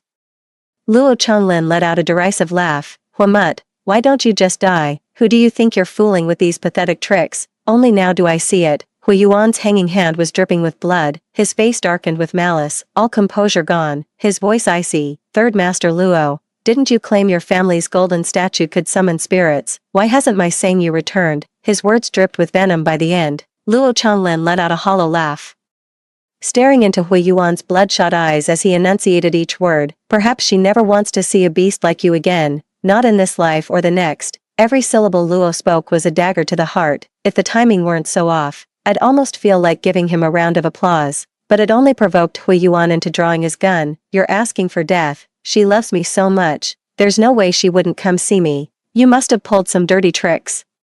Hu Jiao stood by with bloodshot eyes. Ever since that day when we found Sangyu's mutilated body at the cliff base, the boss hasn't been himself. At first, he showed no signs of abnormality. Not even a trace of grief was visible. Even after all those years by the boss's side, he couldn't help but feel chilled by Sangyu's fate, until one day, when they drove past a bustling shopping mall, by the grand floor-to-ceiling window, a girl stood with eyes closed, making a wish over a beautiful cake. The cake bore a candle plaque reading 26. His once powerful elder brother suddenly bent forward, his expression eerily calm yet utterly unhinged. He murmured, she should have turned 26 too. 10. Luo Changlin glanced back at Uncle Yang. Uncle Yang stepped forward with a nod, clearing his throat. Young Master Hua, this is no way to conduct business. Hu Yuan rasped. What? Not enough money? Then name your price. Uncle Yang shook his head. Our terms were clear from the beginning. Hu Yuan himself must kowtow every step of the way. The surrounding Hu family members' expressions darkened. With an impatient wave of his hand, Hu Yuan summoned his entourage forward, facing the menacing bodyguards. Uncle Yang calmly produced a phone with an ongoing call. On the screen, a pale, delicate woman wept bitterly, her face streaked with tears. She was being held at the cliff's edge, trembling uncontrollably. The howling winds at the precipice roared with such force it made one's eardrums ache. One could easily imagine the bottomless abyss yawning beneath that cliff. The Hua family's expressions darkened again. Hu Jiao's face went deathly pale as he gasped in shock. Sister Baiyan. Hu Shu advanced furiously, shoving the gun barrel right in our faces. Luo Changlin, what the hell are you trying to do? On the screen, Baiyan's tears pooled uncontrollably at the corners of her eyes as she called out timidly, Ayuan, it's so high up here. I'm terrified. Save me, Ayuan. Hu Yuan's bloodshot pupils contracted sharply. Keep our business between us. Don't drag innocent people into this. Luo Changlin tilted his head slightly and said flatly, just making another choice. That's all. Last time between the living and the dead. Young Master Hu chose the dead. So this time between the dead and the living, who will young Master Hua pick? Uncle Yan added with a smile. Don't worry, young Master Hua, the moment we retrieve the golden statue, we'll release the hostage at the cliff immediately. I studied Bai En at the other end, the name I've heard whispered for so many years. To the Hua family, she was the purest pearl, the brightest moon. She remained my unresolved longing through all those years. In my mind's eye, she must have been divine in her perfection, yet as I gazed at the sobbing woman, I realized she bore the same ordinary face as anyone else. Hu Yuan's hands trembled slightly, torn between hesitation and torment. Closing my eyes, the howling wind from the video call transported me back to that cliff edge from my past. That day, Hu Yuan's hands shook just the same, his eyes brimming with conflict, anguish, guilt, and tenderness. In the end, he averted his gaze with quiet reluctance. Silence spread among the gathered crowd. Bai En's sudden cry pierced the air. This time, her tears flowed with raw sincerity. Gone was the carefully curated fragility of moments before. The rock beneath her feet began to loosen. Crash, the faint sound of falling stones finally stirred Hui Yuan's heart, though hesitation lingered in his eyes. His feet had already carried him forward. In the end, he only glanced back at the golden statue once before hastily averting his gaze. Hu Jia weakly twitched his lips and hesitantly called out, eldest brother, yet he still followed along truthfully. The Hua family had left, only Hu Shu remained where she stood. She glanced at me, lips parting as if to speak, but when Luo Chongling's icy gaze swept over her, she fell silent, only managing a sardonic smile. In the empty room, I stared at the golden statue and asked him, Uncle, should we move this sculpture back? He turned his back and lit a cigarette, casually remarking, no need. Melted down right here, I asked in surprise and confusion. Why? We went through so much trouble to retrieve it. Through the smoke, Luo Chongling's handsome face flickered in and out of view. Little niece, haven't you heard? Casting statues of the living brings bad luck. 11 Hui Yuan. As he descended the cliffside, Hui Yuan swore he'd never tasted bitterness so sharp in the wind. Fortune had favored the young man in all things, save love, where he'd stumbled twice. First when his wife eloped with another, then when his beloved met her end at the ravine's base. At first, he paid no mind to Sung Yu, just a passing whim, yet she mistook it for divine providence. The Hua family had never seen anyone quite like her, bearing mountain simplicity and a heart of pure sincerity. The Hua family thrives on secrets and deception, where everyone wears a mask and plays their part. Only Sung Yu stands apart, so utterly different. Hu Yuan reflected on his lifelong principle, never permitting himself regret in any action, whether it was patricide in his youth or mercilessly eliminating his scheming blood relatives, or perhaps, forsaking Sanyu to preserve Bai En's ashes. Standing at the cliff's edge, he even felt a strange lightness in his thoughts. What choice was there to make, really? Only a fool would hesitate between a lawfully wedded wife and a nameless mistress. But why? Yet his heart ached as if torn apart. He told himself it didn't matter. There would always be chances to make things right. Besides, he wasn't completely heartless towards Sangyu. He'd already arranged backup. The moment he obtained Bai En's ashes, his men would immediately rescue her, carrying his late wife's ashes back to the Hua residence. He paused in thought before ordering someone to retrieve that pink diamond ring Sangyu had always wanted. Once she's calmed down, he'd give her the surprise. Though he'd previously promised Bai En never to marry another woman, at the very least, he could give Sangyu a wedding without official registration. Sangyu's face would surely light up with delight, her sparkling eyes widening as his reflection filled her crystal-clear pupils. At this thought, his heart grew light again. He even failed to notice his subordinates' ghastly pale expressions when they returned to report Sangyu was dead. The mangled corpses pieced together into a nightmare he could never bear to revisit. So what? He told himself he wouldn't regret it. He'd warned her right from the start. With a personality like yours, staying with the Hua family would leave you completely devoured. Stop talking about sincerity. Are you out of your mind? How did Sangyu respond to him? Oh, she slit her wrist, marking a distress signal with her blood. Trading half her life for his chance at survival, she said, I think it's worth it. He'd never met such a stubborn fool before. When everyone around him was so cold and heartless, even Bai En, whose youthful affection and salvation had ultimately dissolved into the ghostly shadow of betrayal amid fame and material desires, he thought he wouldn't feel sad. People can never bring themselves to admit they've lost something priceless through their own neglect. Everyone dreads being blind to true value, don't they? So he wasn't heartbroken. Days without Sangyu just meant less chatter, less bustle, less comfort. That's all there was to it. One Christmas, he passed by the bustling shopping mall. A young, innocent girl made a wish over a birthday cake. The festive cheer amplified the joy of passers-by. making his solitude stand out in rare contrast. He stared blankly at the flickering candle flame. The tall lover beside the girl carefully presented a diamond ring after she blew out the candle, with heartfelt emotion. He blessed his beloved, "Happy 26th birthday, I'm here to marry you."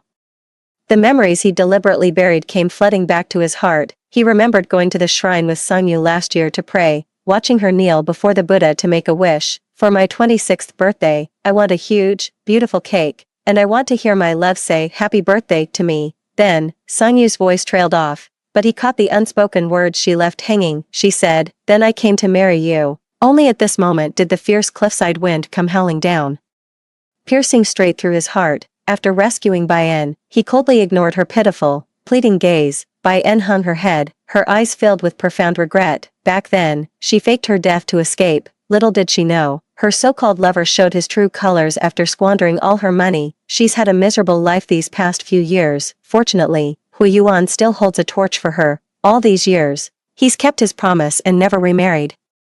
Tears of emotion welled up in her eyes as she called out to him with heartfelt sincerity, "Yuan, I'll never leave you again. I've finally understood what's in my heart." But Hui Yuan pushed her away abruptly, his voice icy cold. "I've repaid the debt I owed you from our youth. Don't contact me again." With that, Hui Yuan turned and walked away immediately.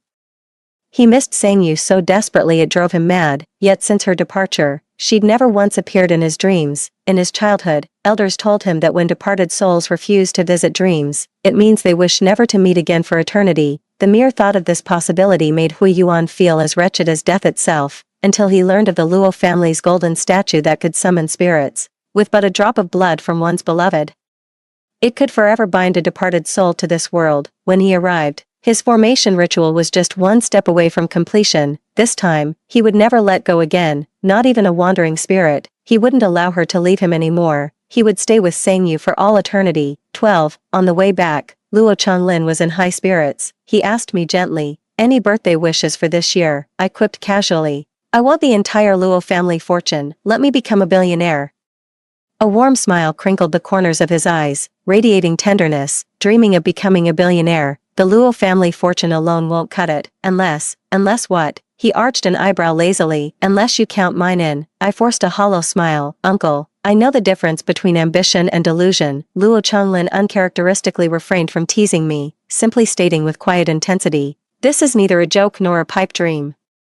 I met his fathomless dark eyes for a moment before flinching away in discomposure, yet Luo Changlin kept watching me, his gaze burning with palpable intensity. His words when we left the Ho residence suddenly came back to me, casting statues of the living. My head jerked up abruptly. Luo Changlin's pale face showed neither shock nor surprise, only a quiet nostalgia and restrained sorrow. He said, "Long time no see, Sangyu." I turned to Uncle Yang in the front row in surprise, only to find him calmly nodding at me with what seemed like approval. I heard myself ask hoarsely, "How did you know it was me?" Luo Changlin gave no reply. Uncle Yang sighed softly, "Miss Sang, when someone truly matters to you, you'd recognize them at a glance, even if it were just their soul." After hearing my mortal enemy argument, Luo Changlin ignored me for ages in silent fury. He glared at me for a long moment before finally growling, "What gave you the idea I consider you a rival?"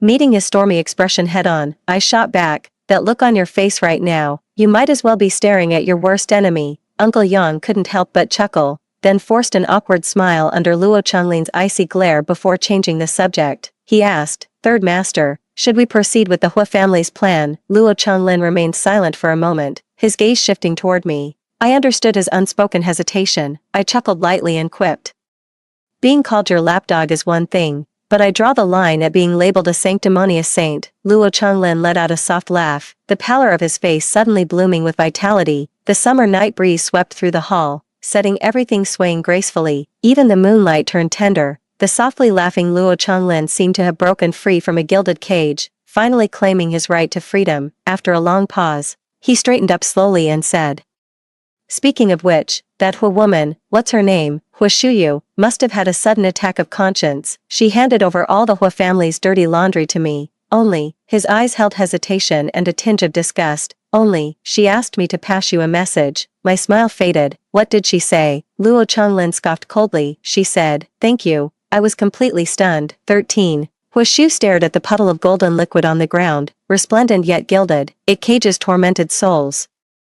Just like the Hua family, the day she was taken back, she lived in a dog crate and ate slop. Frail and petite, she stood at the very bottom of the food chain. The Hua family eyed her with the contempt reserved for insects. She grew up through hardship, gradually revealing the same breathtaking bone structure as her dancer mother. Those disdainful gazes soon turned ravenous. After she killed the fifth patron who tried to claim her, Patriarch Hua finally looked at her properly for the first time. His only son needed the facade of nobility, while the Hua family required a ruthless blade. The illegitimate daughter, unfit for proper society, made the perfect candidate. No one ever asked for her opinion, not even Hua Shu herself, until that woman named Sang Yu appeared. Like everyone in the Hua family, she too thought she was foolish, yet that hopelessly naive Sang Yu would carefully tend to her wounds, remember every single birthday, and even get up in the dead of night just to make her a bowl of noodles when she came home late. Just like her unreliable mother who died young, Sang Yu would childishly hide the golden fried eggs beneath her noodles. Later, the second person who ever cooked noodles for her would also find eternal rest at the bottom of the cliffs. The moon climbed higher and higher. Hua Shu gazed quietly at the lunar orb. She'd seen lovelier moons than this, so there were no regrets left to haunt her, torch in hand.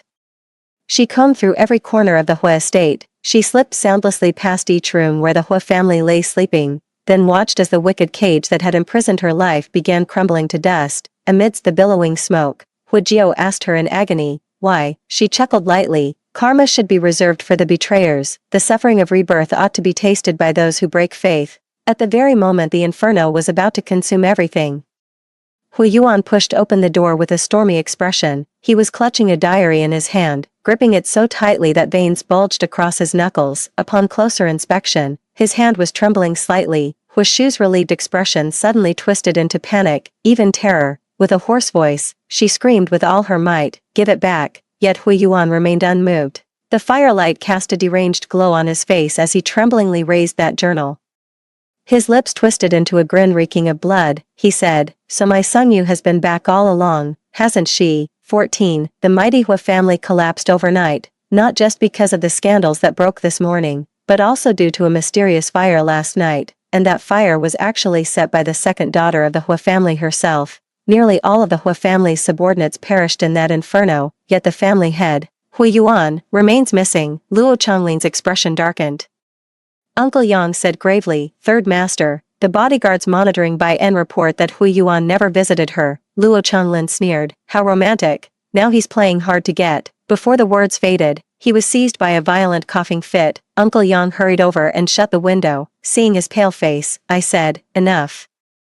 You're in no condition to be worrying about all this." Luo Changlin kept his head down, his hoarse voice seething with defiance. "I'm not weak." He spat bitterly. "Who knows what tricks he'll pull next? What if he realizes you've been reborn?" I shook my head. No way. When I met Hu Yuan again, it was still atop that towering cliff, staring at this fugitive version of Hu Yuan. I couldn't reconcile him with the gentle-eyed man I'd reunited with. He bore countless wounds, reeking of blood and gunpowder. He trapped me in his arms, his voice hoarse. "Ayu, why didn't you tell me you were back? I've been searching for you forever." I stared coldly at him while my flesh burned with searing pain beneath the surface, yet my heart remained utterly still. I gave it some thought. It was the anguished echoes of shattered souls at the cliff's base, their twilight dreams unfulfilled. She was utterly terrified, consumed by hatred. Hu Yuan continued, eyes bloodshot.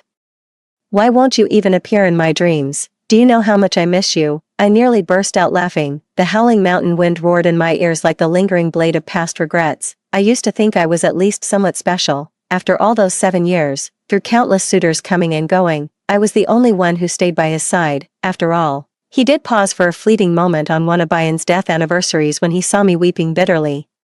But when faced with life and death choices, love and loyalty pale into insignificance. Hu Yuan paid no heed to my aloofness. He said softly, "But I don't blame you. There'll be no one else this time, just the two of us from now on. I'll make up for all the lost time." I laughed bitterly. Under Hu Yuan's astonished yet profound gaze, I enunciated each word deliberately. "A future. What future could there possibly be between us?" His face turned deathly pale with panic. "Ayu, what do you mean by this?" I stared straight into his eyes. "I know you've always thought me a fool. I lack your lofty power and wealth. I'm just the worthless daughter my parents sold off. I have nothing, so all I can offer is my genuine heart." Yet I never realized, to people of their station, sincerity is the cheapest, most laughable currency. But Hu Yuan, even the fiercest gales will one day die down. And the deepest wells of devotion will eventually run dry.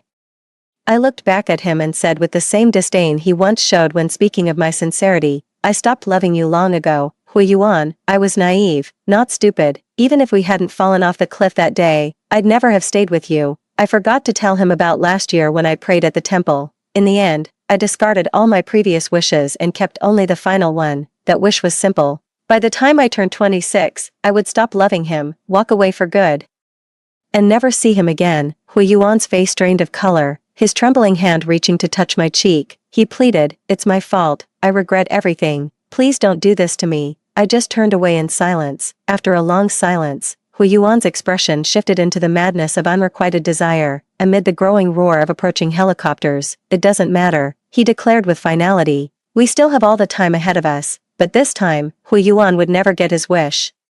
Just as he was about to force me onto the helicopter, Luo Changlin arrived. The bullet pierced through his wrist, making him instinctively release me. I fell into an embrace that was both icy and tender. With reddened eyes and a shaken voice, Luo Changlin murmured, thank God you're alright." His face was deathly pale, his whispered words laced with the metallic tang of blood and punctuated by labored coughs. I pulled him into an embrace, murmuring, "Easy now, it's alright. Don't work yourself up." Watching from the helicopter, Hui Yuan suddenly lost all reason at the sight. Ignoring all warnings, he leaped from the aircraft in reckless abandon. He collapsed to his knees before me, sobbing uncontrollably. "Is there really no chance left at all?" As Hui Yuan pleaded desperately, my gaze remained utterly unmoved. Hui Yuan, that cliff was terrifyingly high, the chasm below was bone-chilling cold. And the sheer terror of feeling your lifeblood draining away while fully conscious, that was the most horrifying of all. Hui Yuan kneeling before me began to tremble violently, bowing his head even deeper. Luo Changlin's arms holding me were also shaking slightly. "So I truly never wish to see you again, not in this life nor the next." With those final words, Luo Changlin carried me away without hesitation. Hui Yuan stood frozen in stunned silence. Suddenly, he sprang to his feet and dashed toward the cliff edge, leaping without hesitation. None of us turned back, nor did anyone listen to his final words. 15. I remained in the hospital's intensive care bed for several days, by someone's orders. I even needed permission just to get out of bed. It wasn't until the summer solstice that I finally returned to the Luo residence, surrounded by well-wishers. But when the door opened, only Uncle Yang stood there with hopeful eyes. Luo Changlin was nowhere to be seen. Checking my phone, our chat history still froze on the day I was hospitalized. That day, Luo Changlin sent me to the hospital with a grim face, then vanished without a trace. After that, he never came to see me again. Suppressing the unease in my heart, I asked Uncle Yang, "Has the company been busy lately?" "Not at all." "Is there another issue with the business?" "Haven't heard anything." After some thought, I asked, "Or did third uncle take on another sculpture commission?" Uncle Yang burst out laughing. "Oh my dear young mistress, who else but you could ever get third master to lift a finger? What on earth was the reason?" Yet Uncle Yang avoided the subject. The next day, he delivered an asset transfer agreement. Meanwhile, the media broke the news of the engagement between the third young master of the Luo family and the Wang family's daughter from Haicheng. I froze in place. Clutching the transfer document, I numbly asked, "Why?" Uncle Yang gave me a pained, helpless look. "Miss, after all, you're legally family now." I was utterly speechless. Luo Changlin never returned. All my messages went unanswered. I once overheard the servants whispering. They said Miss Wang saved third master Luo's life when he was poisoned. Without her, there would be no Luo the third as we know him. With a bitter, mocking smile, I downed the last sip of liquor, wondering if I'd been cast in some cliché system novel as the stand-in for someone's white moonlight. Why the hell does everyone and their mother seem obsessed with this damn white moonlight nonsense? Memories came flooding back. Ever since Luo Changlin dismissed our mortal enemies narrative that day, I'd been carefully revisiting our shared history. I remember the first time I accompanied Hui Yuan to a party. He left me stranded alone. Amidst the taunts and jeers of the crowd, a stern-faced man wheeled his chair toward me. Instantly, the crowd scattered like startled birds. The man's icy glare was so intimidating, even I wanted to bolt. But the cake he handed me was so delicious that I couldn't bring myself to leave. And so, unwelcome as I was, we ended up finishing all those scrumptious cakes together in the corner. Another time, on Bayan's death anniversary, Hui Yuan left despite it being my birthday, drunk and sobbing. I stumbled homeward until an icicle steadied my fall. I kept rambling to the pillar, about my parents' neglect, about Hui Yuan's favoritism, and about my own dreams. A beautiful house, just for me alone. The surroundings should be filled with exotic plants, and don't forget the pomelo candies." The pillar listened attentively, occasionally giving me little responses. Finally, it gently patted my head and told me everything would come true, snapping out of my memories. I stared at the empty room before me, fighting back tears. How dare you abandon me again? Grief turned to rage, and the more I thought about it, the angrier I became. After all, I now hold Luo Changlin's entire fortune. Bringing him back would be as simple as giving the order. The Luo family would never stoop to arranged marriages. To hell with the Wangs and the Lees, all of them. Next morning, Uncle Yang nervously watched me sipping coffee and asked, "Miss, is your iced Americano sweet enough?" I smiled at him and said, "Uncle Yang, we'll discuss the sweetness of my iced Americano later. First, explain this. The Wangs of Haicheng only have one son nearing 40. Where did this 20-year-old daughter come from?" Uncle Yang pulled out a handkerchief to wipe his cold sweat. "Well, about that, don't tell me Luo Changlin has developed a taste for this sort of thing now." Uncle Yang was so flustered he could practically see steam coming off his head, but couldn't come up with a decent excuse. I said softly, "Just tell me, is Luo Changlin ill?" Uncle Yang froze, then nodded with profound sorrow. 16, I'd considered countless possibilities, yet never imagined Luo Changlin was dying. Behind the thick glass, a gaunt and pallid Luo Changlin lay motionless on the hospital bed with closed eyes. My lips parted wordlessly as breath fogged the glass, though midsummer outside. The ICU felt colder than the dead of winter. Uncle Yang consoled heavily from the side. Third Master's condition, just his old ailment flaring up again. He said the illness had been plaguing him on and off for years, but the day he heard of my death, he coughed up blood from sheer distress. He'd lost the will to live, yet clung on just to settle scores for you. Uncle Yang wiped his eyes. "Thank heavens you've been brought back to him." I listened numbly, my heart aching with each throbbing beat. "Is there really no other way?" Uncle Yang shook his head helplessly. "The doctors proposed surgery, but the success rate is too low. Even if successful, it might leave him with mobility issues. Third Master refuses to go through with it." In the dead of night, Luo Changlin woke. I stood by the bedside, gazing at him in silence. He chuckled softly. "What's wrong? Aren't you supposed to be overjoyed now that you're a billionaire?" My face remained stony. Luo Changlin spoke at great length.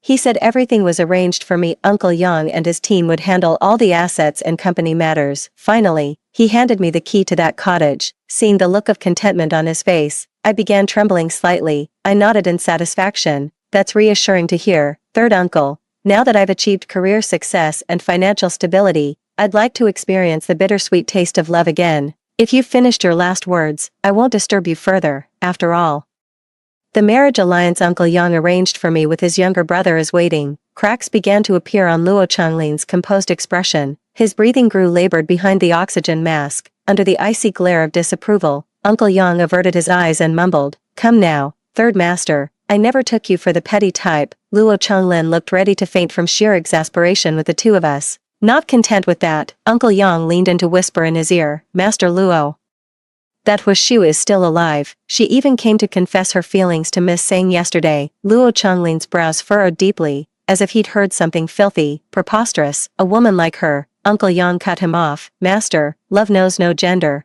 Besides, Miss Hua is downright dashing." The sunglasses-wearing bodyguard nodded in agreement beside us. Luo Changlin's face darkened like spilled ink. I stood up to leave. "Uncle, I'm running late for my appointment, so I'll take my leave." "Wait," he called out urgently through gritted teeth. "I'm not beyond saving yet. Don't be so eager." "Uncle Yang, have the doctor scheduled a surgery tonight?" A wave of relief washed over me as I turned back with a faint smile. "Fine, I'll grudgingly wait a little longer." On the day of the surgery, I called out to Luo Changlin. He shot an awkward glance at Uncle Yang and the others before speaking with conflicted anticipation. "Save your love confessions for private moments." I chuckled softly. "What are you thinking? I'm just asking, if the surgery succeeds, will the asset transfer agreement still be valid?" Luo Changlin refused to speak to me right up until they wheeled him into the operating room. At the very last moment before entering, the sullen and fuming Luo Changlin struggled up from his bed. "If you won't say it, I will. Sang you, damn it, I like you, I love you." Everyone burst into laughter. Yet seeing his frail figure in surgical gown filled us with overwhelming sorrow. Choking back hot tears, I yelled back, all right, I love you too, damn it." Luo Changlin laughed with uncontainable joy. During the long wait, I fell into an endless dream. In that dream, I was 14 again. One day while gathering pigweed in the mountains with mother, she abandoned me by the roadside. The mountains in my hometown tower high and stretch deep, their darkness at night so thick it feels devouring. I wept under the tree, utterly helpless and despairing. Until a frail young boy spotted me. With clumsy care, he tended to my wounds and carried me back to the village entrance. As we parted, he mentioned he was the son of the town's apothecary. Through tears, I looked at his gentle face and sobbed, "I don't want to go back. My life's already ruined beyond repair." I told him my parents wanted to discard me like unwanted baggage to make room for a son. He quickly pulled out a pomelo candy to comfort me, then asked for my name. I said, "My name is Joe Morning Girl." He froze momentarily, his eyes reflecting shock and heartache. He said, "This name won't do. Let me give you a new one, Sungyu." "Why?" He smiled, his face bathed in the golden sunset glow, radiating tenderness. He said, "The twilight years are not too late. With skies ablaze and afterglow, you'll have a wonderful, long life ahead. Will someone love me then?" Without a doubt, but later, my younger brother snatched that pomelo candy, and after a brutal beating from my parents, I tumbled down the hillside. I've completely forgotten about that boy, and the promise to seek him out if ever homeless, yet I remember with absolute clarity, my name is Sungyu. The dream dissolved at the attending physician's reminder.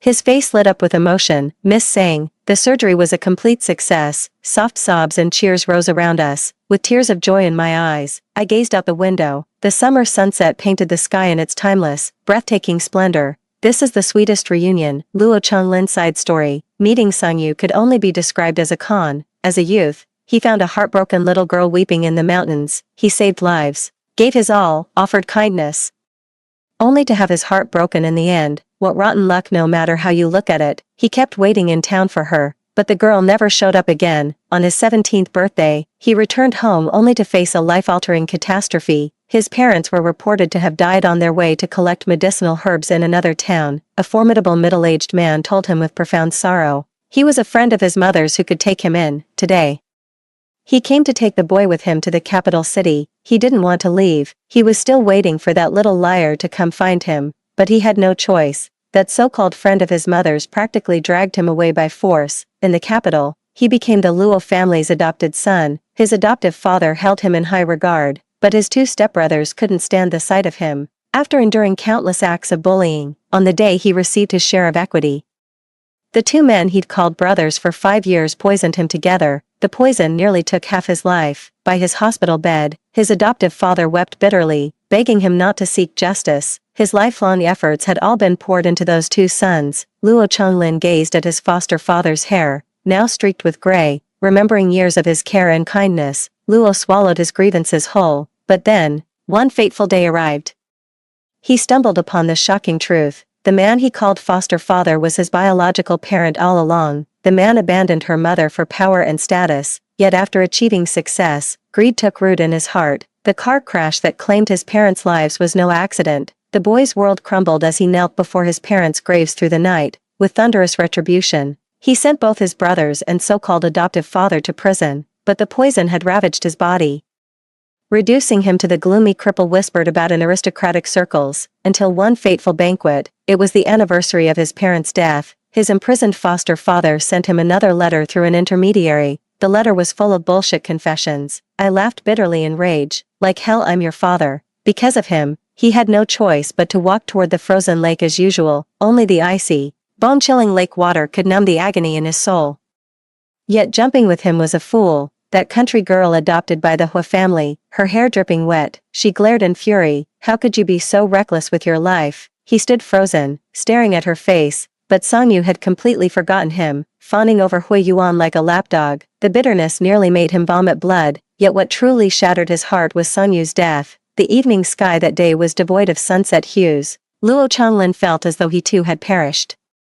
He calmly prepared his final arrangements. Once he avenged Sangyu, he would join her, yet unexpectedly, heaven granted him its greatest surprise. He watched as Luo Qian clumsily carved a magnolia blossom with her left hand, his breath catching in his throat with tension. When Songyu was 14, in those remote mountains, she had once carved him a magnolia from wild fruit too. He could never mistake her. When it's someone who matters, one glance feels like coming home. Next story. My ex-husband committed suicide. After his death, I accidentally saw his diary and finally learned the truth behind our divorce. There was never any mistress, no infidelity, only his fragmented, fleeting life. By chance, I traveled back 15 years and met 11-year-old Pei Song again, when there was still time for everything. I chose to stand in front of the weak and helpless him, telling him, "Don't be afraid, I'll protect you." Less than a year after the divorce. My ex-husband Pae-sung committed suicide. I received a call from back home. The person said he was a policeman. He said Pae-sung was dead, had jumped into the sea to kill himself, and asked me to return to identify his body. Suicide by jumping into the sea. How could that be? I was the one who taught him how to swim. Not to mention he just transferred alimony to my account yesterday, just one day later, and he's dead. Thinking it was another international prank, I replied. Didn't he get married again? Why look for his ex-wife instead of his current wife? After identifying their unit and badge number, the voice on the phone continued, "Mr. Pae-sung was never married. You're the only contact we could find for him." The moment I realized it was true, tears gushed from my eyes as if I'd been struck by lightning. After that, I couldn't hear anything else the police said. Pae-sung and I had been married for 4 years when I discovered his infidelity. We divorced amicably. He offered to leave with nothing, but I refused, letting him keep the house while taking only half of our savings before moving to Germany. Apart from transferring his monthly salary to me, we had no further contact. I took the first flight back in a daze, only to find a bloated, unrecognizable Pae-sung in an advanced state of decomposition. The seawater had swollen and rotted his body beyond recognition. Only our wedding ring on his finger allowed me to identify him. After Pae-sung was buried, his lawyer He Ping found me and handed over the cat Pae-sung had raised to me. The cat is named Song Song. It was a birthday gift I gave Pae-sung for his 21st birthday. Before committing suicide, Pae-sung asked He Ping to take care of the cat for a few days. Song Song doesn't know its owner is gone. He Ping said Pae-sung left me a house and 730,000 in savings as compensation. This was nearly everything he had. 2. I pressed He Ping, why did Pae-sung commit suicide? He Ping said, dissociative conversion disorder, a long-accumulated depressive mood spiraling out of control. I don't believe it. Pae-sung was clearly such a rational person. What exactly could have pushed him step by step toward death? He Ping's expression turned grave. I don't know if what I'm doing is right, but I think you have the right to know the truth. He handed me a USB drive. You might not be aware since you're abroad, but the videos on this USB have been maliciously spread and circulated online over the past year. They even posted it on the forum of the university where Professor Pae worked, causing him to lose his job. Later, Professor Pae's dissociative conversion disorder relapsed, which might be one of the reasons for Mr. Pae-sung's suicide.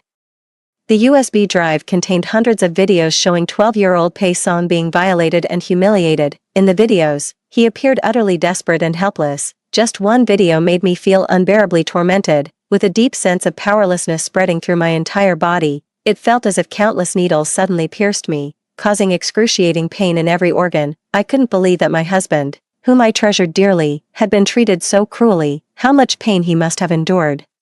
With a trembling voice on the verge of tears, I pointed at the abuser in the video and asked He Ping, who is he? Did he also spread the video? He Ping, his name is Zhu Mo, Pae-sung's stepfather. After Pae-sung's mother died of cancer, he began abusing Pae-sung for over a year. Then he abandoned Pae-sung at an orphanage and used these videos to blackmail him, extorting large sums of money every year, until a year ago, Zhu Mo, deep in gambling debt, made an outrageous demand for 2 million from Pae-sung. When refused, he angrily leaked the videos online before fleeing abroad illegally. He remains at large to this day. I listened silently, my heart aching as if cut by knives. He had endured so much alone during times I never knew. Later, I found Pae-sung's diary, densely filled with records of the days and nights he endured torment, along with countless nightmares he could never escape. His parents, teachers, classmates, friends, none of them ever treated him kindly, and their abuse became a shadow that Pae-sung could never shake off in his life. Yet, he saw me as the only light in his bleak and hopeless existence, the last straw in his sorrowful life. His brief 26 years came to an abrupt end, yet he said, I am finally free. He said, the only one I feel guilty toward is my wife. After reading all the diaries, my tears fell like rain. I should have noticed earlier. I shouldn't have let him face all this alone. 3. Our wedding photo still hangs on the wall in the room, capturing the slight curve of his lips as he looked at me. Suddenly, I remembered our freshman year, the second year of my relentless pursuit of him. When we sat by the window in a corner of the library, he read his book, and I watched him. He lifted his gaze to meet mine, his voice soft and bitter. Xie Qiao, do I really deserve your affection like this? You don't even know me. And what did I say then? I leaned close, whispering in his ear, of course you do, you deserve the best in this world." His face flushed with anger, tinged slightly red, his already pale lips bitten until they reddened. He gazed deeply at me, as if mustering great resolve. "Xie Qiao, I agree." Distracted, I lost myself in his beautiful amber eyes. Agree to what? When I finally processed it, I was so thrilled I nearly jumped. "Really? Before I could finish speaking, his slender hand covered my mouth.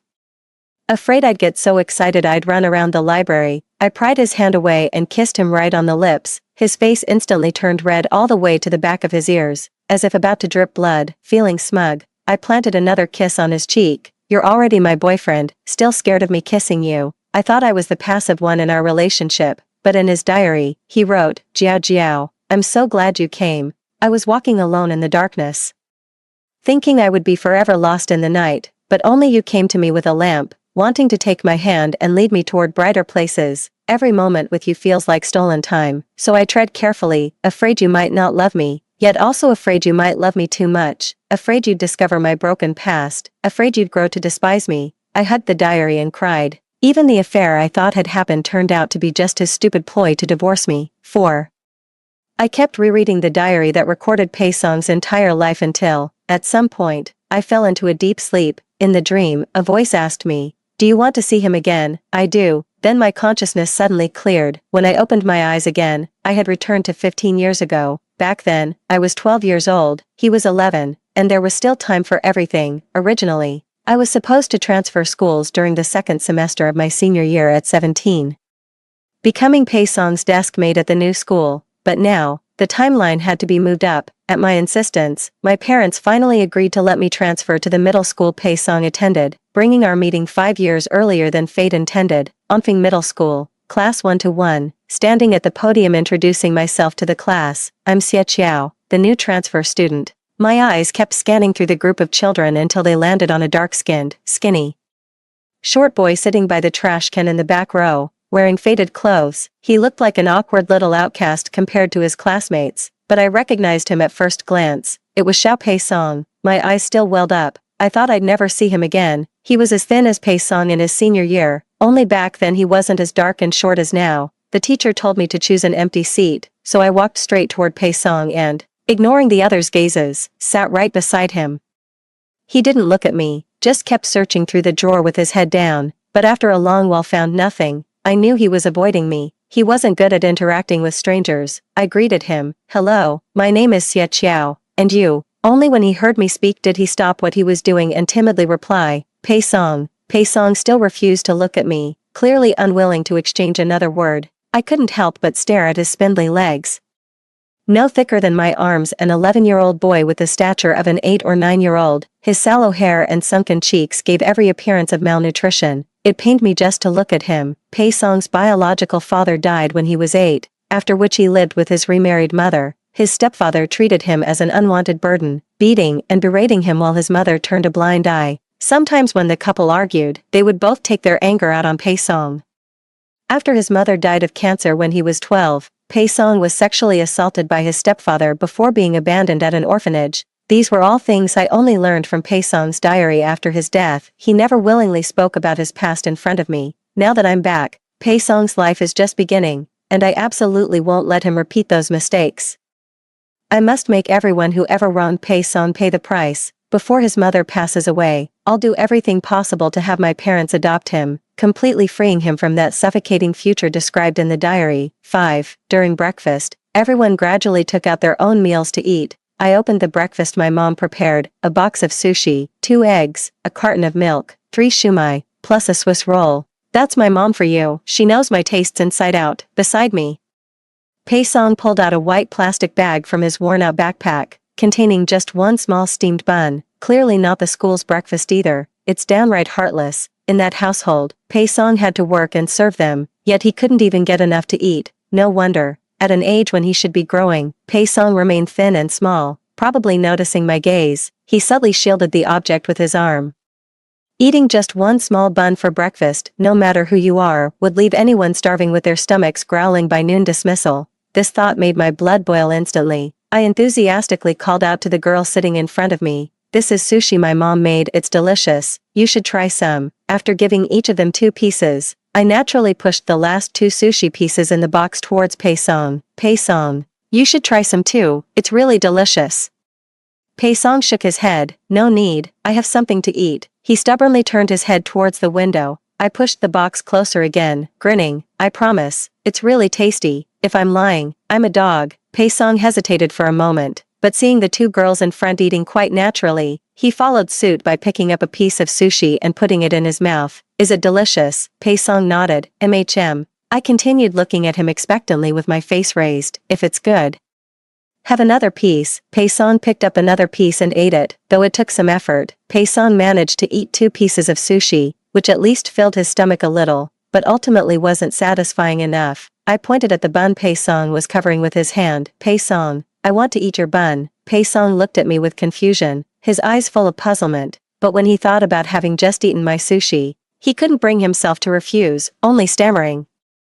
The bun is a bit hard, no problem, my teeth are strong, I said, directly taking it from the plastic bag and taking a bite. Damn, it really was hard, cold and tough to chew, how heartless. Even the bun was rock solid. Noticing Pei-song staring intently at me, I feigned composure, eating the bun without changing my expression, and even remarked between bites, not bad, the bun's alright. After finally finishing the steamed buns, I pushed the milk and eggs toward him firmly.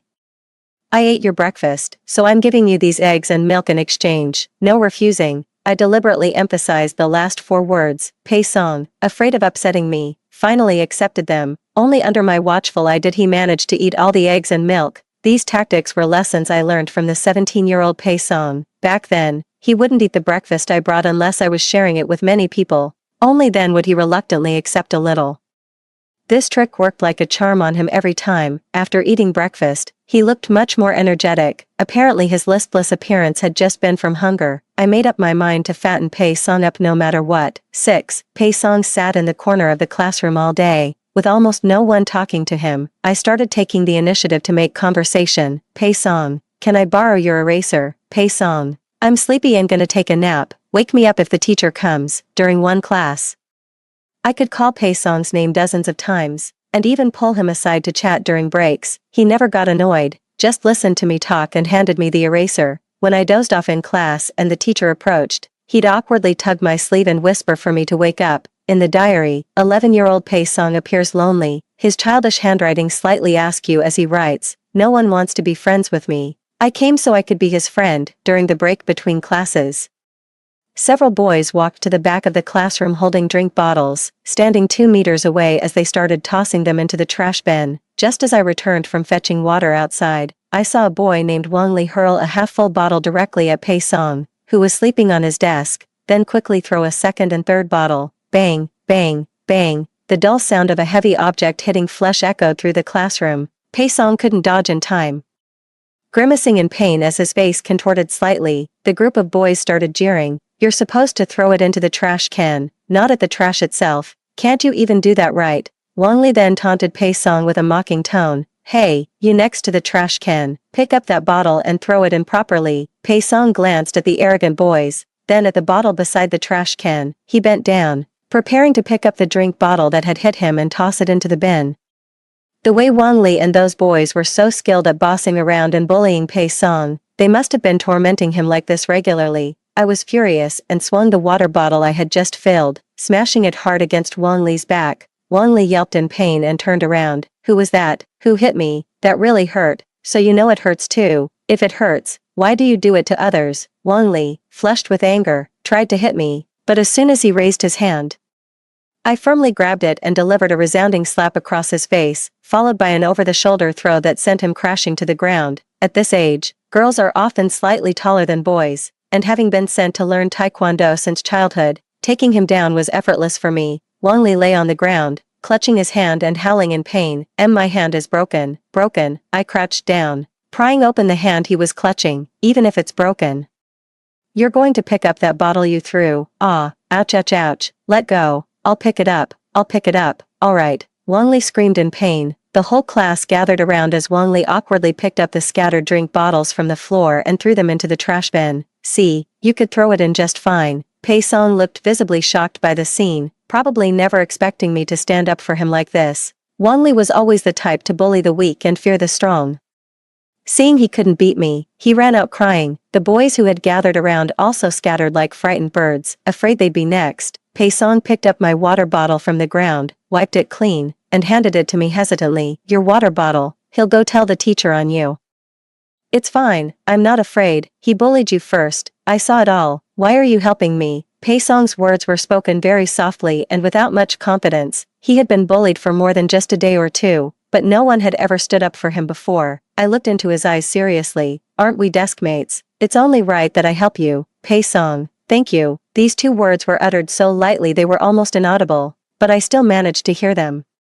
I secretly rejoiced. Apparently, the 11-year-old Pei Song was much easier to approach than the 17-year-old version. That's good. 7. Sure enough, just before school ended, I was called out by the homeroom teacher. Pei Song looked at me with concern, worried I'd be scolded or punished for what happened earlier. I didn't care. Before leaving, I reassured him, don't worry, nothing will happen, and indeed, nothing did. My parents might not have much else, but their ability to protect their kid is top-notch. In the office, on one side were Wang Li with several layers of bandages wrapped around his arm and the red mark of a slap still visible on his face, along with his parents. On the other side were my parents, who had been urgently summoned by the teacher before they could even leave work. Seeing Wang Li in that state, my mother grabbed my hand and whispered, what kind of grudge is this? You dislocated his arm. And that huge slap mark on his face, TSK. Did you insist on transferring to this school just to beat him up? Me, truly my mother, her thought process is something else. My father clearly stated that he would cover all medical expenses and compensate for emotional distress. Upon hearing my father's willingness to compensate for emotional distress, the other parents' expression softened slightly, but they still insisted I apologize publicly, otherwise demanding the school expel me. I won't apologize, but Wang Li must publicly apologize to Pei Song. He bullied classmates, otherwise we'll call the police to handle this. My father frowned after hearing my words, then turned to stare at Wang Li. I didn't do it. Wang Li began arguing with the teacher and parents. It wasn't intentional, I just accidentally hit him when throwing the bottle into the trash can. Without another word, my dad demanded the teacher pull up the classroom surveillance footage. The footage revealed Wang Li's true malicious nature beneath his harmless appearance, showing him bullying Pei Song in front of their classmates. The other parents' faces turned pale then flushed with anger. They never expected their well-behaved child to be a bully who falsely accused others at school, knowing they were in the wrong. They never brought up demanding an apology from me again. Wang Li was brought by his parents to face Pei Song, demanded to apologize, reluctantly. Wang Li bowed to Pei Song. I'm sorry, I shouldn't have bullied you, can you forgive me? Surrounded by people, Wang Li, his parents, and teachers, all waiting for Pei Song's response, the weight of their unfriendly stares made it hard to breathe. Pei Song just stood there, his lips moved slightly as if he wanted to say something but couldn't bring himself to speak, the stubbornness in his eyes growing stronger. Seeing Pei Song like this, I began to regret why I had put him in such a position. Forcing him to forgive those who had bullied him, I stepped forward and took Pei Song's hand. If you don't want to forgive, then we won't. Don't force yourself. He did wrong, and he brought this upon himself. Then I simply took him away, leaving those people standing there, exposed to everyone's gaze. Wang Li doesn't deserve forgiveness at all. 8. Holding Pei Song's hand, I walked up to my parents and introduced him. Dad, Mom, this is a new friend I made today. His name is Pei Song. Pei Song was somewhat surprised. No one had ever formally introduced him to their parents like this before, especially as a friend. Hello, Uncle and Auntie, he said softly. Oh, hello, Xiao Pei. My mom was particularly enthusiastic about inviting all sorts of my friends over for meals. Sure enough, she warmly extended an invitation to Pei Song. Xiao Pei, come over to our place this weekend. I'll cook something delicious for you all. My dad chimed in, right. Come to our place and stay with Aqiao. You can help Uncle keep an eye on her studies and make sure she doesn't just play around all day. Pei Song was a bit overwhelmed by my parents' enthusiasm but still responded politely. Okay, Uncle and Auntie, this suited me perfectly. Now I'd have an excuse to bring him home for meals and let him bond with my parents beforehand. At this point, there were still nearly 3 months left before the time mentioned in the diary when Zhu Mo would make his move against Pei Song. But I had to start planning early. After all, every second Pei Song spent near that demon was another moment of danger. After I taught Wang Li a lesson this time, those who had bullied Pei Song in class no longer dared to bully him casually. My relationship with Pei Song also grew much closer. I started bringing an extra portion of breakfast every morning.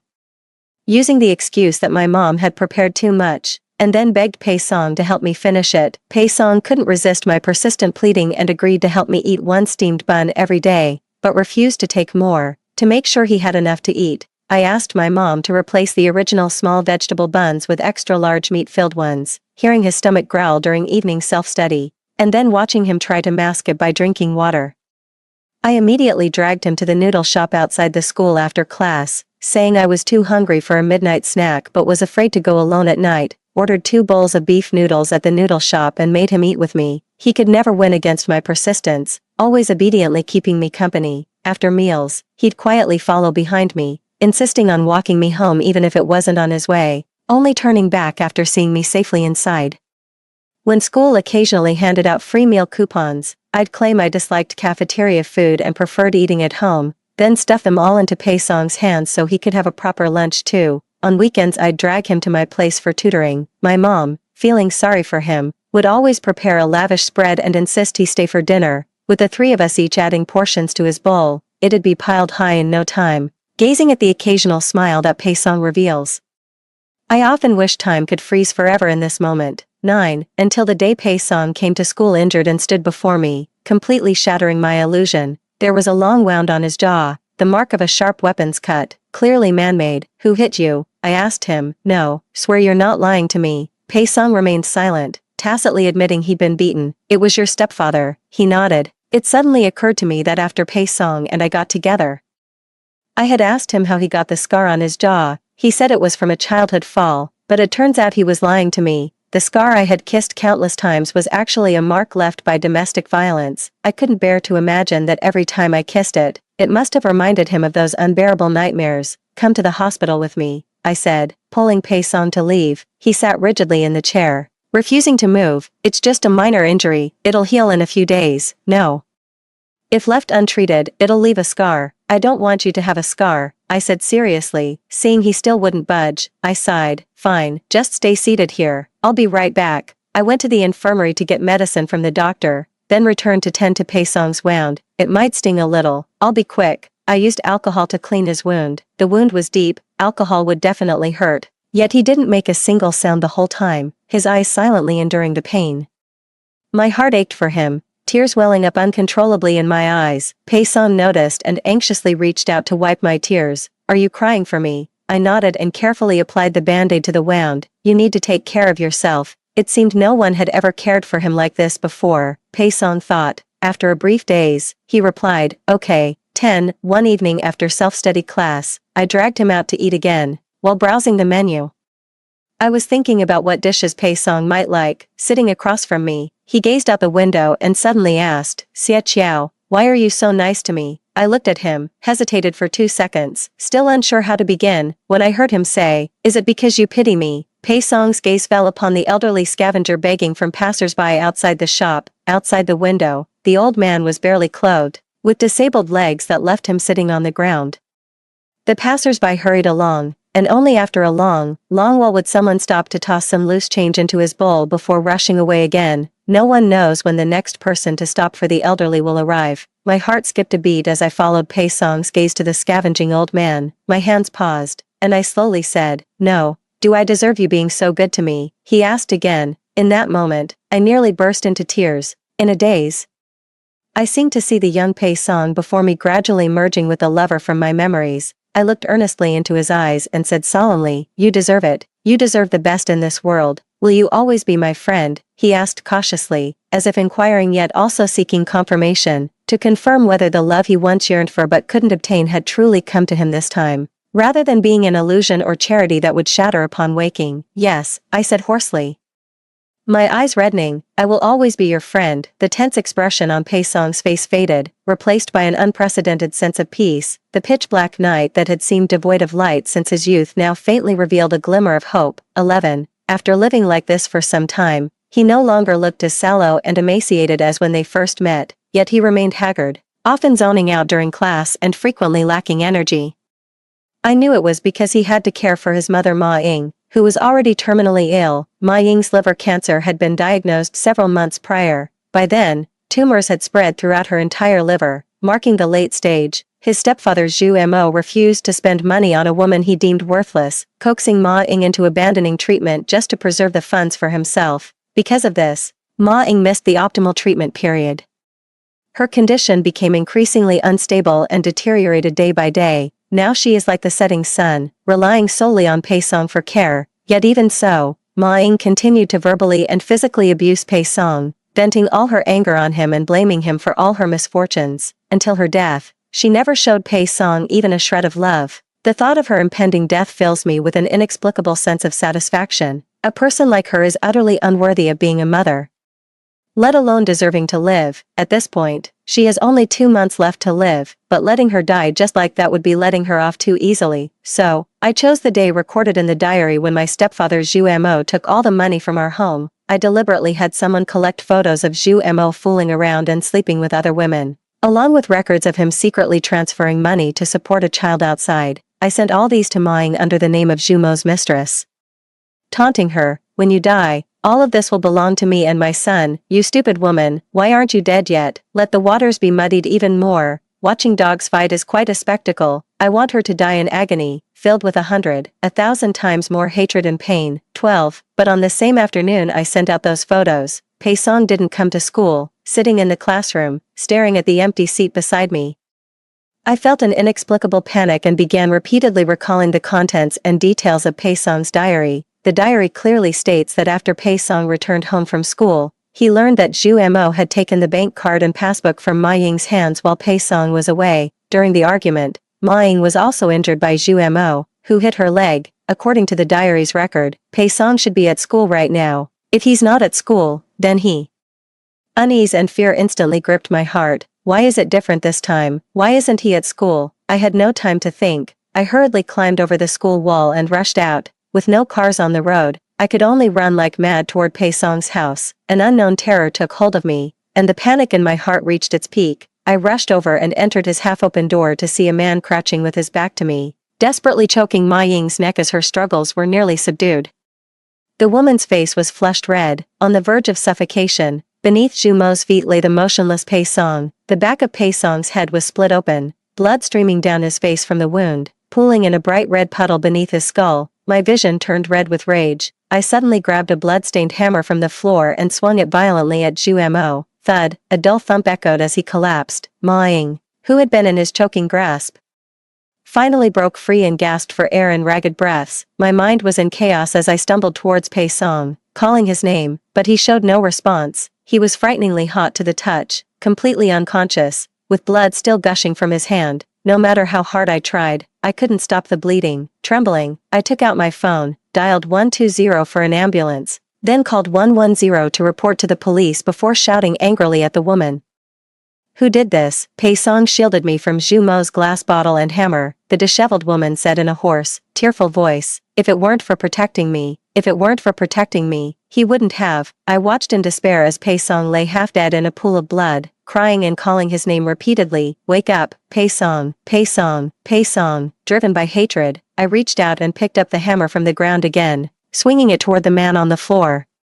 But before it could hit him, Ma Ying caught it with her hand and wrested the hammer I had intended to smash into the man's head from my grip. You can't kill him. He was just trying to kill you and your son. I screamed at her through tears that blurred my vision. Save Pei Song first. I looked at Pei Song. Yes, Pei Song. Save Pei Song first. But the ambulance still hasn't arrived. In despair, I carried the blood-soaked Pei Song on my back and rushed out the door.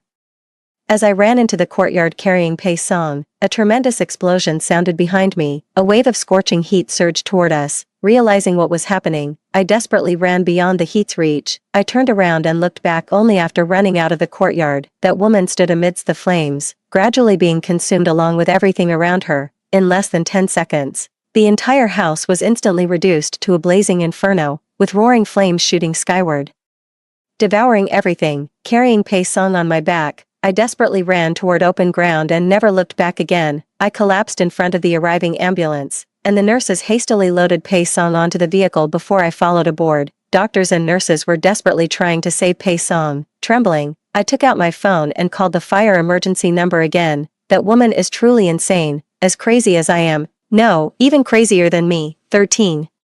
The nurses rushed Pei Song into the emergency room. I collapsed onto a chair, my mind filled with the image of Pei Song covered in blood. The fear of losing him again suffocated me. When I saw my parents hurrying to the hospital to find me, I finally broke down in their arms, crying, "Mom, will Pei Song die?" My mother stroked my head and said, "No, Xiaosong is a good boy, he will definitely recover." We waited anxiously outside together. When the doctor came out, my father rushed forward and asked, "Doctor, how is my child?" Because he was brought in relatively promptly, he's already out of life-threatening danger, the doctor replied. Hearing that Pei Song was safe, the heavy weight in my heart finally lifted. Pei Song slowly regained consciousness in the early hours of the morning. Upon waking, he saw me and my parents by his side, overjoyed at his awakening. For the first time, Pei Song felt that it was truly good to be alive, still shaken. I asked Pei Song, "Weren't you supposed to be at school at that time? Why were you still at home?" I went back to get the jade pendant my father left for me. He said to give it to the most important person. I wanted to give it to you, but I lost it, Pei Song replied weakly, yet earnestly answering my question. Tears streamed down my face as I pulled out an intricately carved jade pendant from my pocket and asked with a trembling voice, "Is this the one you meant?" It was the object he tightly clutched in his hand while unconscious, this jade pendant. He had once given me one too. I always thought it was just an ordinary ornament, but it turns out to be something like this. Pei Song nodded. This is the one. So it was because of me that he got implicated. I returned the jade pendant to him. Keep important things safe. In the future, if you still think I'm important, you can give it to me again. Pei Song just put the things away, He Ping said. Pei Song left me an apartment and 730,000 in savings as compensation, and these were nearly all he had. I thought of Ma Ying. What was she thinking when she dragged Zhu Mo to their deaths? Was there even a moment of regret for never having treated her own biological son well? I will never know the answers to these questions. But the fire, she said, allowed Pei Song to rise from the ashes. After Pei Song fully recovered, with his consent, Dad took us and moved away, completely leaving this city behind. All of this has finally come to a complete end. 14. It took me a long time and considerable effort to help Pei Song emerge from the shadows of his past. My parents have always been exceptionally good at raising children. They possess abundant love and respect, and they spared no effort in caring for Pei Song, to the point where I sometimes wondered who their real child actually was. Thus, Pei Song also became a child raised in love. We grew up accompanying each other, almost inseparable, sharing every important stage of life together. I feel fortunate to reunite with Pei Song once again, witnessing him embark on a completely different life journey. For instance, thanks to my mother's years of meticulous care, Pei Song, who was only 178 centimeters tall in his previous life, now towers at 190 centimeters in this lifetime, becoming an existence beyond my reach. He is free-spirited and vibrant, full of passion. Combined with his naturally sharp mind, no matter where he is placed, he shines as the most dazzling presence in any crowd. Our parents were happy to send us to experience and learn various skills. As a result, Pei Song mastered basketball, horseback archery, boxing, martial arts, piano, violin, guitar, painting, rock climbing. He was versatile and excelled at everything, while I dabbled in everything but mastered nothing. In contrast to Pei Song, I finally became a good-for-nothing who couldn't do anything. Just like last time, we started dating during university. The difference was, this time it was him who relentlessly pursued me and wouldn't take no for an answer. After I finally agreed to be with him, he was like an excited puppy, eagerly handing me the jade pendant. "Xiao Xiao, you are the most important person to me," he said. Because of me, he finally fell in love with this world. I said, "I came into this world just for you."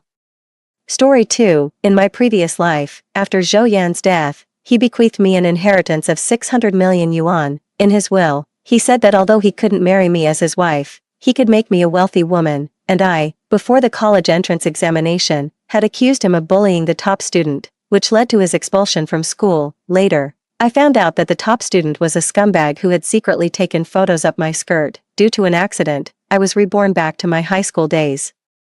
In this life, I will protect classmate Zhou Yan. 01. I was reborn, but my consciousness and body hadn't synchronized yet. My hands and feet were weak, and I fell straight to the ground. "Su Changsha has fainted," a classmate shouted. "I'll carry her to the infirmary." The class monitor, Qin Ko, walked towards me. No one noticed the obscenity in his eyes.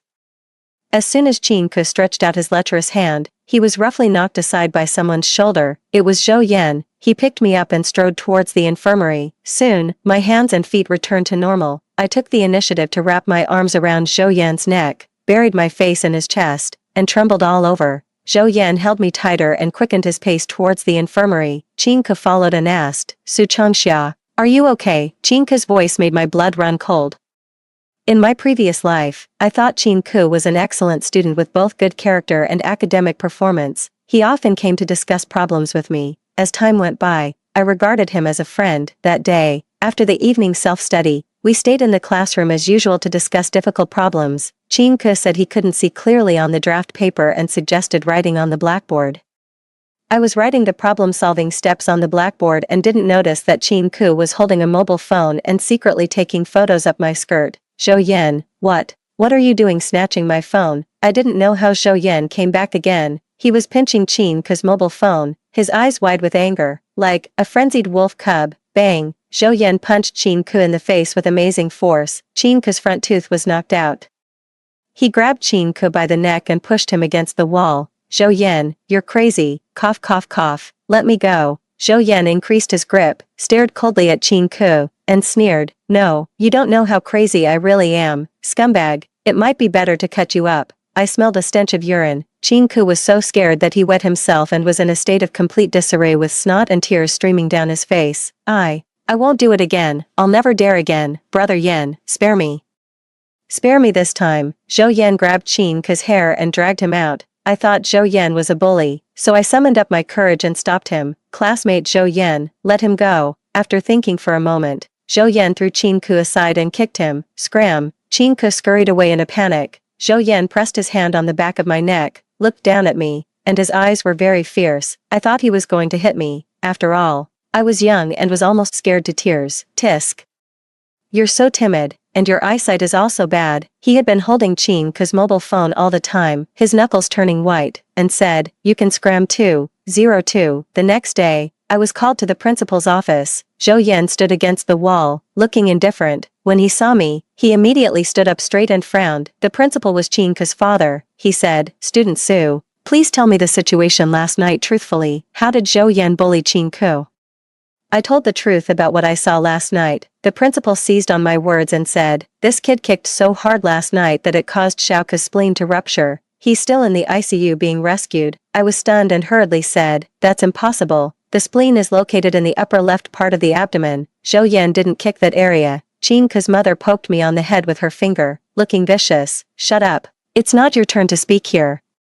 He almost beat my son to death. Can the hospital's injury report be fake? I not only want him to pay for the damages but also want him to go to jail. Zhou Yan stood in front of me. Su Changxia, this matter has nothing to do with you anymore. You can go out. I recalled every detail of last night and said firmly, Zhou Yan didn't kick Qin Ke's spleen. It's wrong for him to hit someone. But you can't fabricate the injury to frame him. I will testify for him. At this moment, Zhou Yan's father, Zhou Kun, rushed in. In broad daylight, he reeked of alcohol. Slap. Zhou Kun came up and slapped Zhou Yan across the face. You useless thing. You keep causing trouble for me. I might as well raise a dog instead of you. He slapped so hard that Zhou Yan fell to the ground, and blood streamed out of his nose. As soon as Zhou Yan stood up, his father slapped him several more times in a row. The young man was beaten back again and again. He stood up again and again but was knocked down again and again. He fell in the corridor, looking extremely embarrassed. The classmates were talking about it. Let me tell you, I live in the same community as Zhou Yan. His father beats him when he's drunk. It's really pitiful. He doesn't deserve sympathy. He also bullies his classmates. Like father, like son, he's a natural bad seed. Zhou Kun grabbed Zhou Yan's collar and dragged him back to the office. You can either beat him to death, expel him, or send him to jail. I don't care. One thing. I won't pay a single cent in compensation. I stood there, stunned by the scene in front of me. I had never seen a father beat his son so brutally. Our eyes met, and he smiled at me. His eyes seemed to be reassuring me. I raised the question in my heart. Classmate Zhou Yan, why did you hit Qin Ke? Qin Ke's parents looked panicked. Our Qin Ke is excellent in both character and learning. Don't try to smear him. I took out a tissue and covered his nose. The tissue was quickly soaked with blood. Zhou Yan, don't be afraid, tell me your reason. Zhou Yan turned his face away and didn't look at me. There's no reason, I just didn't like the look of him. Qin Ke's mother relaxed and started shouting all kinds of unpleasant words. Zhou Kun picked up the teapot on the table and was about to throw it at Zhou Yan. If you hit him again, I'll call the police, I roared. and the teapot didn't come crashing down after all. The outcome of this matter was that Zhou Yan bullied his classmate.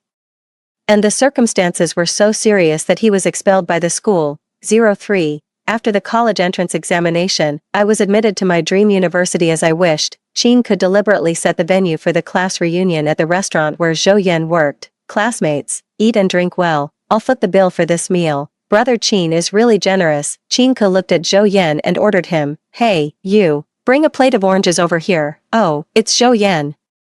You're working as a waiter here." Qin Ke picked up a slice of orange and said contemptuously, "You can't even cut an orange properly, what a useless person." Zhou Yan stabbed the knife into the plate, looking arrogant. "I'm not very good at cutting oranges, but I'm first class at cutting other things." Qin Ke's face turned ashen, his previous sense of superiority vanished completely, and he swallowed nervously. Zhou Yan patted Qin Ke's face. "Don't mess with her.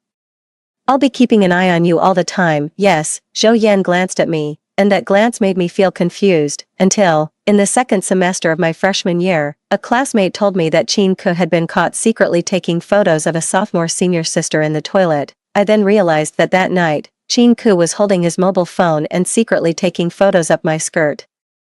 So, Qin Ke's parents exaggerated Qin Ke's injury so much because they wanted to scare Zhou Yan and shut his mouth. Coincidentally, Zhou Yan didn't say anything. The principal then expelled him as a matter of course to get rid of the potential trouble. 04. After learning the truth, I went to the chemical factory where Zhou Yan worked to find him. The environment of the chemical factory was very poor, and a pungent smell filled the air. Zhou Yan was wearing work clothes, with broad shoulders, a narrow waist, and long legs. His handsomeness couldn't be hidden even though he was covered in stains. "This isn't a place for you, let's talk outside." We walked outside the factory building. "You, what do you want from me?" At this moment, a sense of guilt was torturing my heart like a blade. "I know everything. You didn't have to hit Qin Ke. You could have called the police." "Zhou Yan, why didn't you say it out?" He sighed and said, "Because the world is harsher on girls." I remembered. In our first year of high school, there was a girl in our school who was in a relationship with a boy in the class. The boy took a private video of the girl and blackmailed her family. The girl's parents chose to call the police, and the boy received the punishment he deserved. However, there were all kinds of rumors about the girl in the school. "I have the video. It's super explosive. Who wants to see it?" "I want to see it. Send it to me." "She's a delinquent girl. She slept with many men. She also tried to hit on me, but I wouldn't look at her. We good girls should stay away from her. She's so promiscuous." The girl suffered even more serious secondary harm. Her grades plummeted, she developed depression, and eventually dropped out of school. It turned out that Zhou Yan was afraid that I would be like that girl, being slandered, stared at, and criticized. "Zhou Yan, was it worth sacrificing your future to protect me?" He smiled. "Su Chanxia, from beginning to end. You didn't do anything wrong. Everything was my own choice. Also, you'd imagined too much. Even if I was expelled from school, I could still take the college entrance examination as a social examinee. I didn't take the exam because of family reasons. I didn't give up on my future. I had to earn money first because of the hardships of life." Zhou Yan lowered his head. He was getting too close. "But I'm the kind of person who always demands a return for what I give, so," suddenly, Zhou Yan pinched my chin and kissed my lips. This wasn't a gentle kiss. He kissed me fiercely, and his overwhelming desire surged towards me. Zhou Yan put his arms around my waist to prevent me from escaping. I almost couldn't stand up. My heart was pounding like a drum, and I nervously grabbed his clothes. His heart was pounding fast too. After a long time, he finally let me go. I was like a fish that had been pulled out of the water, gasping for breath as if I was about to die. Zhou Yan and I pressed our foreheads together, calming our breathing. He said hoarsely, "Su Chanxia, this is enough." The corners of his eyes were red, and he looked a bit sad. Zhou Yan turned around and left. "Zhou Yan," I walked quickly towards him and grabbed his arm. "Do you want to date me?" I threw myself into his arms and hugged his waist. The young man's chest was as hot as fire. Zhou Yan was stunned, and then he picked me up and held me high.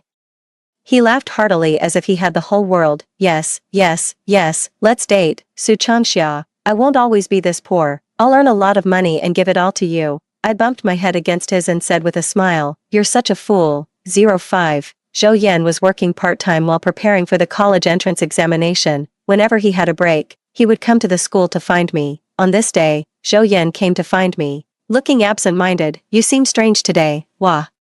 What's strange?" I held his face in my hands. "Come on, tell me what you're up to." "Well, I rented an apartment near your school. Do you want to Come and take a look with me. The apartment was carefully decorated by him, the bed sheets and pillowcases were bought according to my preferences, and there were 2 sets of toiletries. Zhou Yan stood there calmly, but his ears were completely red. Every time I come to see you, there's no place to talk properly. Do you like this place? I pushed him down, poked his chest, and asked with a smile, you just want to talk to me properly and nothing else. Now his neck was red too. I thought about it, and I thought about a lot of things. We looked at each other and started kissing. The next afternoon, I finally woke up after getting enough sleep. Zhou Yan was sitting leaning against me, doing math papers. When he saw that I was awake, he bent down, pushed aside my long hair, and became a kissing maniac. We were all over each other for a long time. You must be hungry. I'll go cook. You're so virtuous. Brother Yan can really do everything, he said in a hoarse voice. Don't fan the flames, or we won't be able to have dinner until tonight. Zhou Yan got up and put on his clothes. Suddenly, he fell to the ground. I rushed over to help him up. I'm fine. I just felt dizzy for a moment. Zhou Yan coughed dryly, pulled the quilt over me, and said, my dear, don't look at me so intently. I'll have a nosebleed in a while. I blushed, pulled the quilt aside, and covered him with it too. Zhou Yan, change your job. The environment of the chemical factory is too bad and it's not good for your health. He picked me up and said, okay, I'll resign at the end of this month. At this moment, we didn't know that misfortune was already upon us. 06. In the chemical factory, employees were successively diagnosed with cancer. This matter caused a great stir and was reported in the social news. I dragged Zhou Yan to have a medical examination. The gods didn't hear my earnest prayers, and he was also diagnosed with cancer. For now, Zhou Yan's condition could still be controlled by medication. However, the anti-cancer drugs were extremely expensive, and the money was being spent like water. In order to make money quickly, I went to work as a red wine salesperson in a bar. A man looked at me with ill intentions, patted his thigh, and said, beauty, come and sit on Big Brother's lap. If you make me happy, I'll buy as many bottles as you open tonight. This was a substantial amount of income. I needed the money so badly. The man's hands groped all over my body. You're so fair and fragrant. Name a price and stay with me for one night. I regretted it and got up to leave. The man grabbed me and wouldn't let me go. Ignoring my struggles, he leaned in to kiss me. Let go of me. What are you pretending to be innocent for? Big Brother will give you money. So just let Big Brother have a kiss. Suddenly, I saw Zhou Yan in the crowd and felt as if I had fallen into an ice cellar. He went crazy. Zhou Yan rushed over, punched the man in the face, and knocked him to the ground. Bang! He smashed a wine bottle, brandished the broken glass, his eyes fierce, and stabbed towards the man's eyes. Help! Someone's killing me. Behind Zhou Yan, I held onto his waist tightly and cried out loudly, stop! Zhou Yan, stop! The tip of the glass stopped on the man's eyelid. Zhou Yan was shaking. He was like a wounded and trapped beast. Listen, I'm her boyfriend. She has a boyfriend. The man nodded vigorously. Yes, yes, yes, I drank too much. It was just a joke. I'm sorry, I'm sorry. Zhou Yan threw away the glass in his hand, and blood dripped from his palm. He took my hand and walked out of the bar. It was raining. We wandered like wandering souls in the rain at night. Finally, as if waking up from a dream, he stopped, lifted his coat, and wrapped me in his arms. The young man's chest was as hot as fire. I tightened my arms and hugged him tightly, fearing that this fire would go out. Sorry, sorry, sorry. It was as if a pair of sharp claws had torn open my heart. And it hurt so much. But, what should I do to save you? Zhou Yan stroked my head, held me and swayed gently, and all the hostility in his body turned into tenderness. How could I blame you? You didn't do anything wrong. He hugged me tighter and tighter, buried his face in the crook of my neck, and said, Su Changxia, I love you, I love you, I love you so much. Did raindrops fall into my neck? But how could raindrops be warm? 07. Zhou Yan left without saying goodbye, and I couldn't find him. 7 years later, his lawyer found me. I received an inheritance of 600 million yuan and a letter. Su Changxia, hello, I'm Zhou Yan. In these 7 years, I've worked extremely hard. I've gone from a penniless young man to a successful and powerful CEO. However, the disease is too vicious. After struggling with it for many years, I still lost. Please don't be sad for Mr. Zhou. Mr. Zhou has never given up on himself. He is very brave and is honored even in defeat, in this life. I can't marry you as my wife, but I can make you a wealthy woman. All the money I've earned is for you. Finally, I hope you forget me, move forward, and don't look back. I wish you find your true love soon and have a large family with many children and grandchildren. Crossed out repeatedly, I wish you a bright future and good health. the last words of Zhou Yan, Miss Su, in addition to the 600 million yuan in cash. The real estate and luxury cars under Mr. Zhou's name are also given to you. I crumpled up the letter and said, where is he? Take me to see him. The lawyer looked businesslike and said, Miss Su, Mr. Zhou is already dead. Bullshit. I've known him for more than a day. I know he's not dead. Take me to see him. The lawyer took me to Zhou Yan's villa. He was lying in bed, looking haggard and emaciated. I climbed onto his bed and rested my head on his shoulder, starting from his eyebrows and eyes. I touched every inch of him. Mr. Zhou, you look quite energetic. Zhou Yan's ears turned red and he said, nonsense, Mr. Zhou is just sick, not useless. He spoke defiantly, still looking like a young man. Are you satisfied with the touch? Not satisfied. You're too thin now, skinny guy. Zhou Yan. We looked at each other, leaned in, and kissed carefully. I held his face in my hands and said, Brother Yan, this winter is too cold, stay with me until after the spring festival. The cancer cells had already spread throughout his body, and he didn't have much time left. He stroked my head with a gentle smile. Okay, 08. Memories of my previous life flashed back in my mind. Due to an accident, I was reborn back to my high school days. Everything hadn't happened yet, and the tragedy could still be changed. Su Changxia, why don't I carry you to the infirmary instead? You're not familiar with Zhou Yan, and it would be so awkward for him to carry you like this. With just one look from Zhou Yan, Qin Ku immediately fell silent. Naturally, I wasn't sick. Seeing that I looked pale, the school doctor asked me to lie down and rest in the infirmary. Zhou Yan didn't leave. He sat on the chair, his long legs bent, with a cold expression on his face, looking arrogant and fierce. However, his ears had been red from just now until now. My brother Yan is the cutest in the world. I looked at the date, today. It's exactly the day when Qin Ke secretly took photos of me in my previous life. Today is an extremely inauspicious day.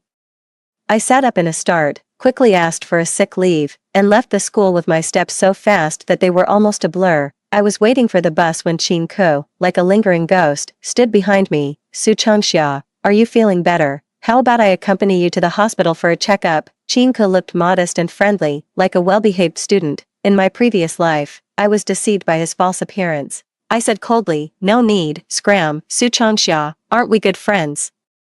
Why are you suddenly ignoring me? The bus arrived, and I immediately got on. There were a lot of people on the bus, and there were no empty seats. Qin Ke also got on the bus. He squeezed towards me, holding a mobile phone in his hand. At this moment, I saw Zhou Yan getting on the bus from the back door. I felt very flustered, with a sense of crisis that fate was difficult to escape. I wanted to get off the bus, but it had already started moving. Oops, I dropped something. Qin Ke said that. Then squatted down, pretending to look for something, and looked at my legs from bottom to top. His eyes were very lewd, just like in my previous life. I was wearing a skirt. I was just about to hit him with my school bag. Ah, Qin Ke let out a scream. Zhou Yan stood in front of me, stepped on Qin Ke's hand, and twisted it back and forth. What are you looking at? Nothing. I'm not looking at anything. Take your foot away. Zhou Yan's face was as cold as water, and he said, scumbag, in my heart. I continued, he should be cut up. Remembering the scene in my previous life where Zhou Yan severely beat Qin Ke, I quickly said, classmate Zhou Yan, my head is so dizzy. Zhou Yan turned around to support me. I'm 165 centimeters tall, and he's 189 centimeters tall. This height difference really gives me a sense of security. I leaned against him naturally and secretly touched his waist. Feeling happy, Zhou Yan's attention was focused on me, and the irritability in his eyes turned into worry. The bus arrived at the stop. 1 second I was so weak that I couldn't take care of myself, and the next second I was holding Zhou Yan's hand and rushing off the bus. Finally, I got rid of the bane of my existence, Qin Ke. Right away, my joy turned to sorrow. 09. Hey, that couple holding hands up ahead, stop. Which grade are you in? How dare you have a puppy love? Oh no, it's the dean of students, old Qiao. Zhou Yan, don't let old Qiao catch us. Run. I grabbed Zhou Yan and ran. I only regretted that my legs were too short when I needed to run fast. Soon, it was Zhou Yan dragging me to run. Old Qiao was already in his 50s, but he was riding his old bicycle and chasing us with great vigor. Zhou Yan, I recognize you. Your height is unique. My eyes are the ruler. Who's that little potato next to you? Stop, old Qiao. I really appreciate you. My lungs were almost bursting, and my steps were messy. I couldn't keep up with Zhou Yan's speed. Suddenly, Zhou Yan picked me up in a princess carry, took big strides, and ran very fast. I was stunned for a moment, buried my face in the crook of his neck, patted his back, and said excitedly, "Brother Yin, run faster, run even faster. Old Xiao is about to catch up." Zhou Yan had good physical strength. After running for 2 blocks, he had already left old Xiao far behind. He stopped at the snack street and put me down. "What did you just call me, Brother Yin? You're half a year older than me." Zhou Yan coughed dryly and asked, "Do you call everyone who's older than you brother?" "No, I've only called you that." The night was hazy, and today had passed safely. The butterfly flapped its wings. And every day from now on would be brand new, smelling the hustle and bustle of the snack street and having my beloved by my side. I finally felt that I had really been reborn. 10. The next day, Zhou Yan didn't come to school. I called him, but no one answered. Worried about him, I asked the head teacher for leave and went to Zhou Yan's rented room. Zhou Kun has a violent temper. When he's drunk, he beats his wife and children. Zhou Yan's mother ran away when he was very young.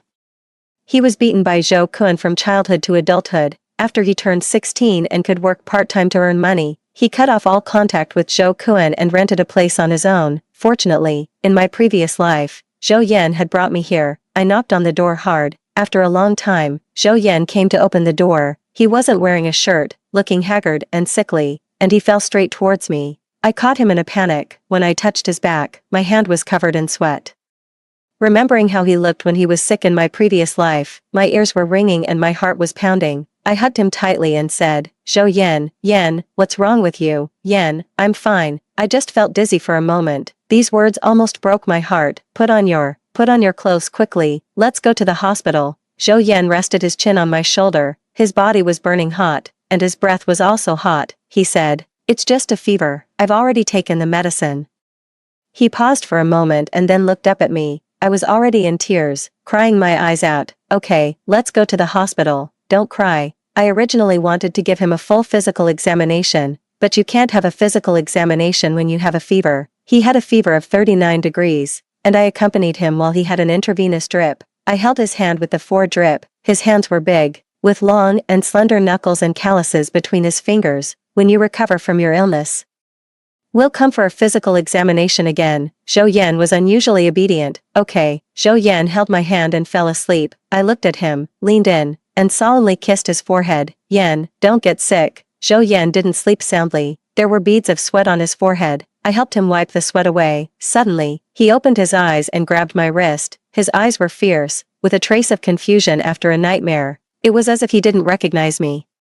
He looked at me for a long time, and gradually his eyes turned red. "What's wrong? Is there something uncomfortable?" He pulled me over, hugged me, and said in a deep voice, "I'm fine. I've never been better. Su Chanxia, thank you for coming to find me." I stroked the back of his head and felt an inexplicable joy.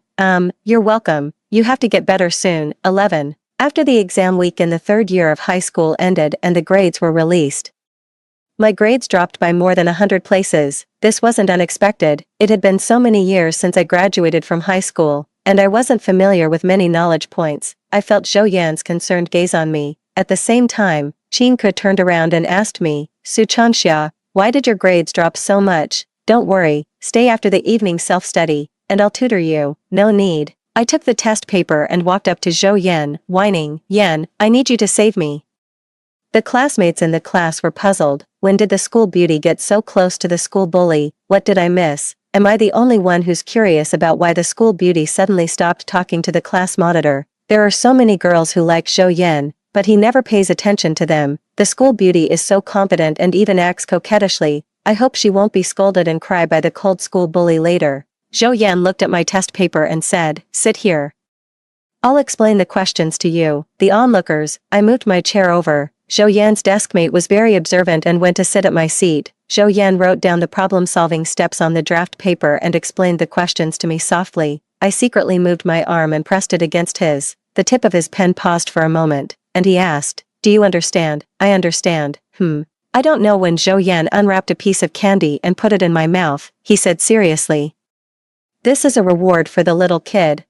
Everyone, who can understand this? Does he really have no experience in relationships? He's so good at it. 12. At noon on Saturday, Qin Ke held his 18th birthday party and invited the whole class. I didn't plan to go at first, but the place where we were having the meal was the restaurant where Zhou Yan worked part-time. The principal had set up several tables. At the table for relatives, I saw someone, Xing Jianming. The boss of the chemical factory in my previous life. It turned out that Xing Jianming was Qin Ke's uncle. Was this a coincidence, old Qin? I heard that Xiao Ku is about to be recommended for admission to Tsinghua University and Peking University. Truly, a tiger father has no dog son. The principal patted Qin Ku on the shoulder and said proudly, the result hasn't been officially confirmed yet, but it's basically a sure thing. Qin Ku was at the height of his pride. Waiter, cut a plate of fruit for this table. Oh, isn't this Zhou Yan? It's my fault. I forgot to invite you. Qin Ku's smile was especially grating. He said, our cold and aloof school bully, why are you working as a waiter? It's so pitiful. If you have any difficulties, tell me. I'll ask my dad to sponsor you. When Zhou Yan saw me, his eyebrows furrowed slightly. I immediately walked up to him and said, I'm not here for the banquet. I'm here to find you. How long will it be until you get off work?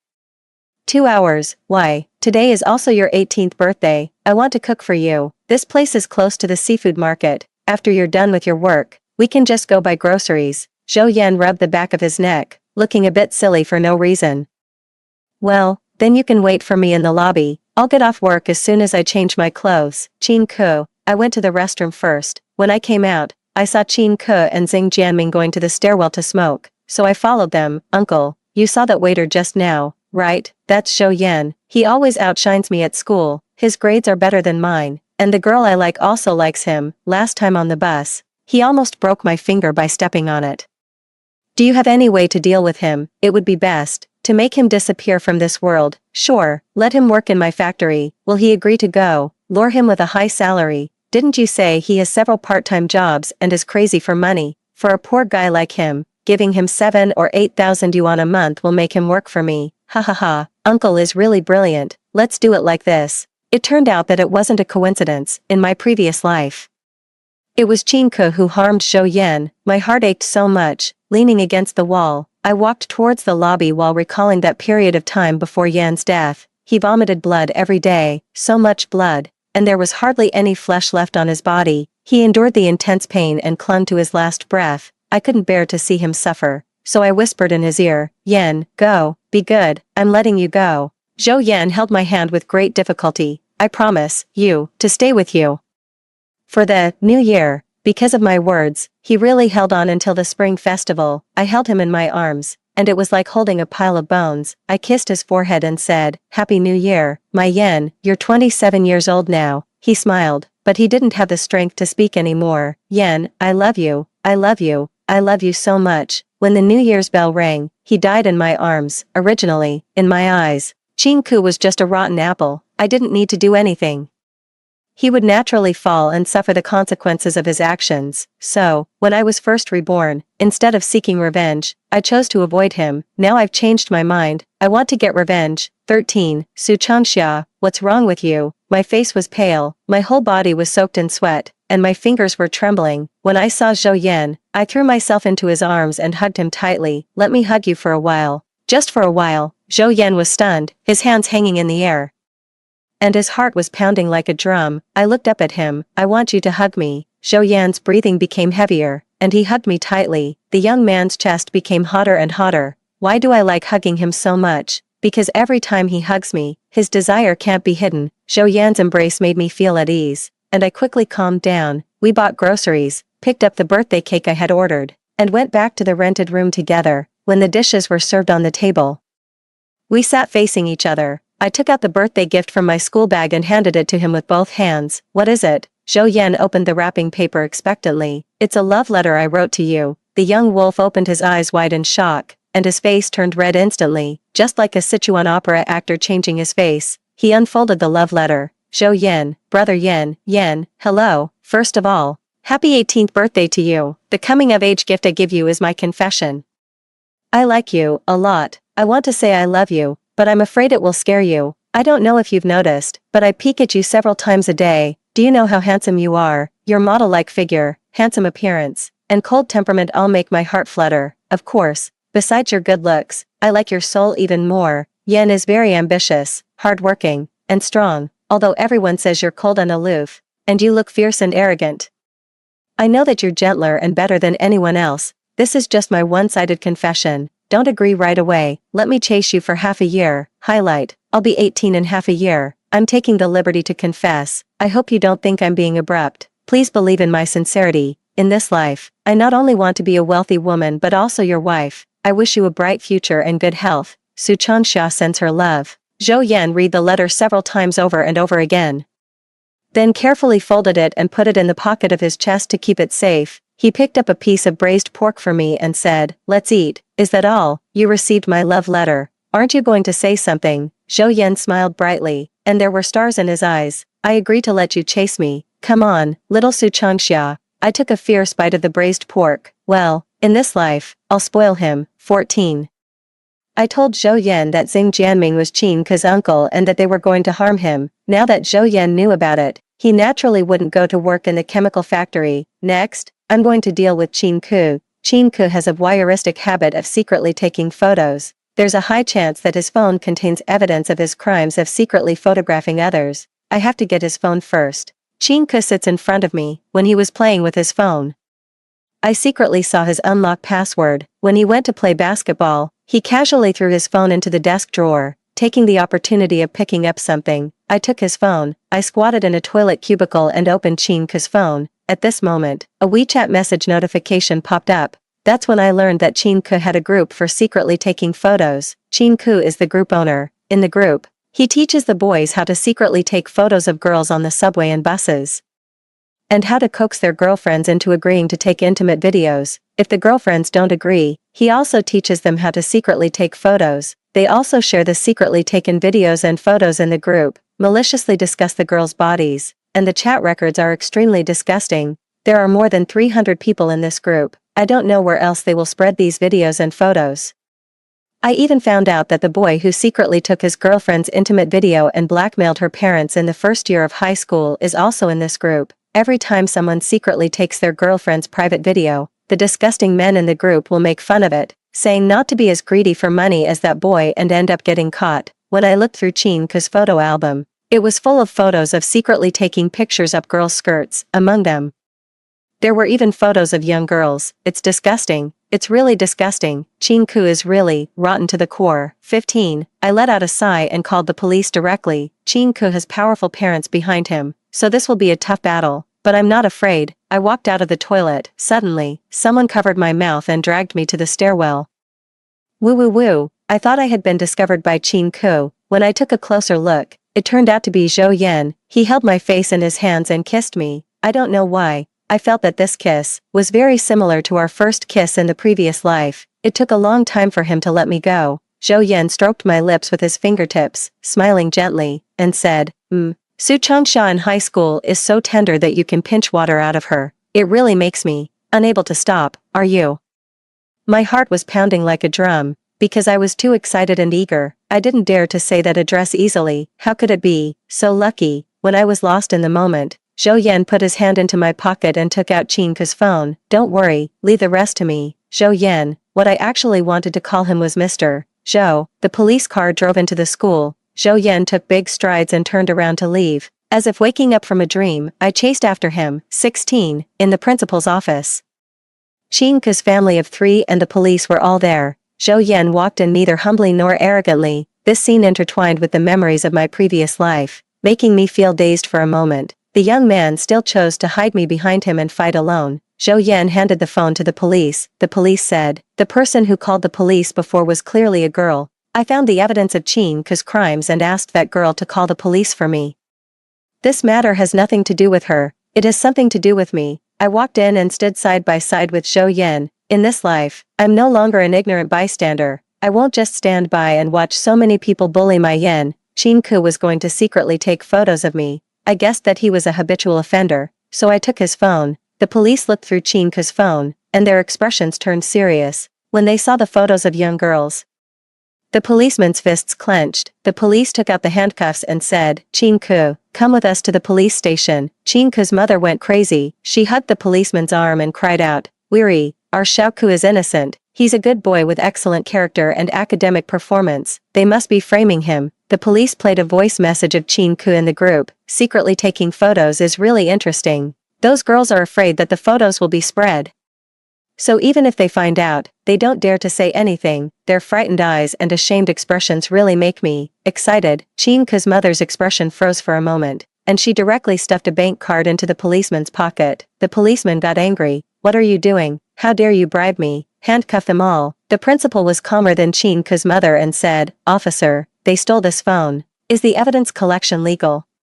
I'm also going to call the police and accuse them of theft and have them arrested too. I want to expel them." 17. How can it be considered theft when it comes to fighting against evil and upholding justice? Old Chow came. Behind him, there were also the director of the Education Bureau and people from the Anti-Corruption and Bribery Bureau. Before I decided to deal with Chinku, I went to Old Chow, in my previous life. 3 years after Zhou Yan's death, the principal was arrested for corruption. I attended the court session as an observer and knew the details of the principal's corruption during his tenure. I wrote down all the details of the principal's corruption case as a document and gave it to Old Chow. Old Chow is highly respected, and the director of the Education Bureau is his student. It's far more convincing for him to bring down the principal than for me, a high school student. Old Chow printed out the document I had organized and slapped it on the table. "These 2 kids didn't do anything wrong. I'll back them up. Let's see who dares to expel them. Chinku deserves what he gets. It's about time to thoroughly investigate your corruption, Old Chin." When Chinku's father saw the evidence of his crimes, the things he had done during his tenure, such as embezzling the construction funds for the new campus, deducting the students' meal fees, and buying and selling admission places, could no longer be hidden. He panicked completely and slumped in his chair, losing his former dignity. Chinku originally thought that his parents could bail him out and didn't care. As a result, his parents were also going to be handcuffed and taken away for investigation. He knelt on the ground, crying bitterly, "Uncle Policeman, please let me go. I was about to be recommended for admission to Tsinghua University and Peking University. I'm a pillar of the country. Why should my bright future be ruined just because of a few photos and videos?" Slap. I rushed up and slapped him 3 times across the face. "This is for all the girls, scumbag, you should be cut up." Zhou Yan took my hand and rubbed it gently, his eyes full of tenderness and concern. Chinku wanted to fight back, but when he saw the tall and strong Zhou Yan, he immediately cowered and covered his face. "Hitting people is against the law. I'm going to call the police." The policeman coughed dryly and pretended not to see it. 18. Yo, so many people here, it's really lively. Zhou Kun came. Chinku's mother gave Zhou Kun a look, and he immediately understood. I suddenly realized that Zhou Yan had long since cut off all contact with Zhou Kun, and Zhou Kun didn't care about his son's life or death at all. The reason he came to the school was that he had been bribed by Chinku's mother to deal with Zhou Yan. It was the same in my previous life. Those slaps one after another were still vivid in my mind. The slaps landed on Zhou Yan's face, and the pain lingered in my heart for years. Zhou Kun rushed over and was about to slap Zhou Yan. "Yan, fight back." Zhou Yan grabbed Zhou Kun's wrist and pushed him to the ground. Zhou Kun was like a madman, sitting on the ground and causing a scene. "I want to apply for my unfilial son's withdrawal from school. Our family has a hereditary mental illness. He's having an episode and is aggressive.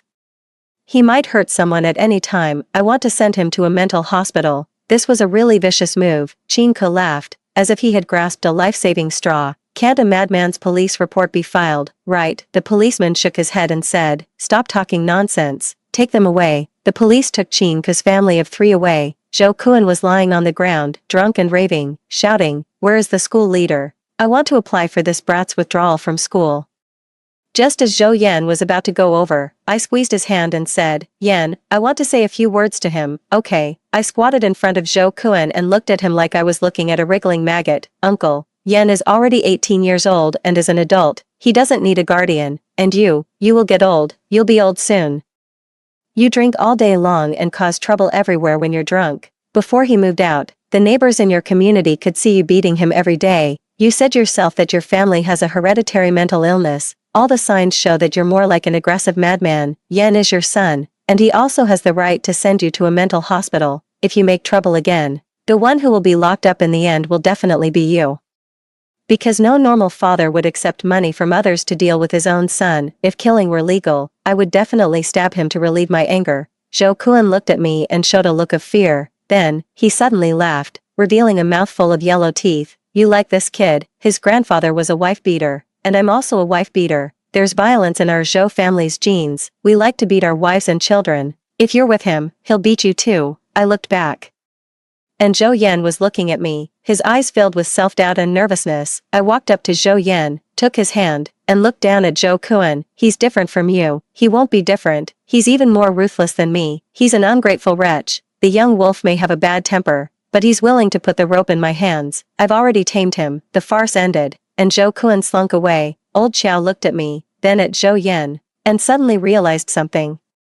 His eyes lit up. You're that little potato. I've finally caught a couple having a puppy love. You two write me a self-criticism. Me, Zhou Yan. I acted cute in front of Old Xiao. Old Xiao. I'm still chasing him. I haven't caught up yet. Can it be considered puppy love? Old Xiao. Zhou Yan laughed out loud and bumped my shoulder. Mr. Zhou isn't easy to chase, little one. Keep working hard. He is Mr. Zhou. He remembers everything. I was so happy that I jumped onto Zhou Yan and hugged him, pecking at him like a chick. Old Xiao covered his eyes and cursed. This is outrageous. I can't even look. Get down and go back to class. 19 Qin's family of 3 was arrested. Just as I was about to deal with Xing Jianming, I saw the news in the newspaper that the chemical factory had been sealed up and Xing Jianming had been arrested. A man surnamed Zhou sneaked into the chemical factory, took internal photos of the chemical factory, collected evidence of the dangerous operations and the manufacturing of contraband in the chemical factory, and reported it to the relevant authorities with his real name. It was Zhou Yan. During the break, Zhou Yan moved to the desk in front of mine. I handed the newspaper to him and said, Mr. Zhou, you were really quick. Last time when Zhou Yan had a high fever, he dreamed of the memories of his previous life, and he remembered everything. You know I'm not that quick in other aspects. My face turned bright red, and I punched his back with my small fist. Zhou Yan gave me the exercise book with sorted out sample problems and said, Classmate Su Changxia, the college entrance examination is coming soon. Hurry up and study. Don't just think about flirting with Mr. Zhou all day long. Look at the way you look at me. Tut tut tut. It even makes me blush. I was drinking the hot milk he made for me and eating the snacks he queued for an hour to buy. I said contentedly, Zhou Yan. You're the one who's obsessed with love. You even dig the wild vegetables that I like to eat. He stroked my head and looked rather proud. I'm obsessed with Changxia. My preference is you. 20. Now, I am already Mr. Zhou's wife. I was woken up by Zhou Yan and found myself in tears. Qin Ke came over and asked, Su Changxia, are you okay? Rain, Zhou Yan. I rushed over and hugged him tightly. Still trapped in the pain of the nightmare. Zhou Yan, you're not dead. You're not dead. That's great. You're not dead. Did you have another nightmare? Zhou Yan let out a sigh, took my hand, and placed it on his face.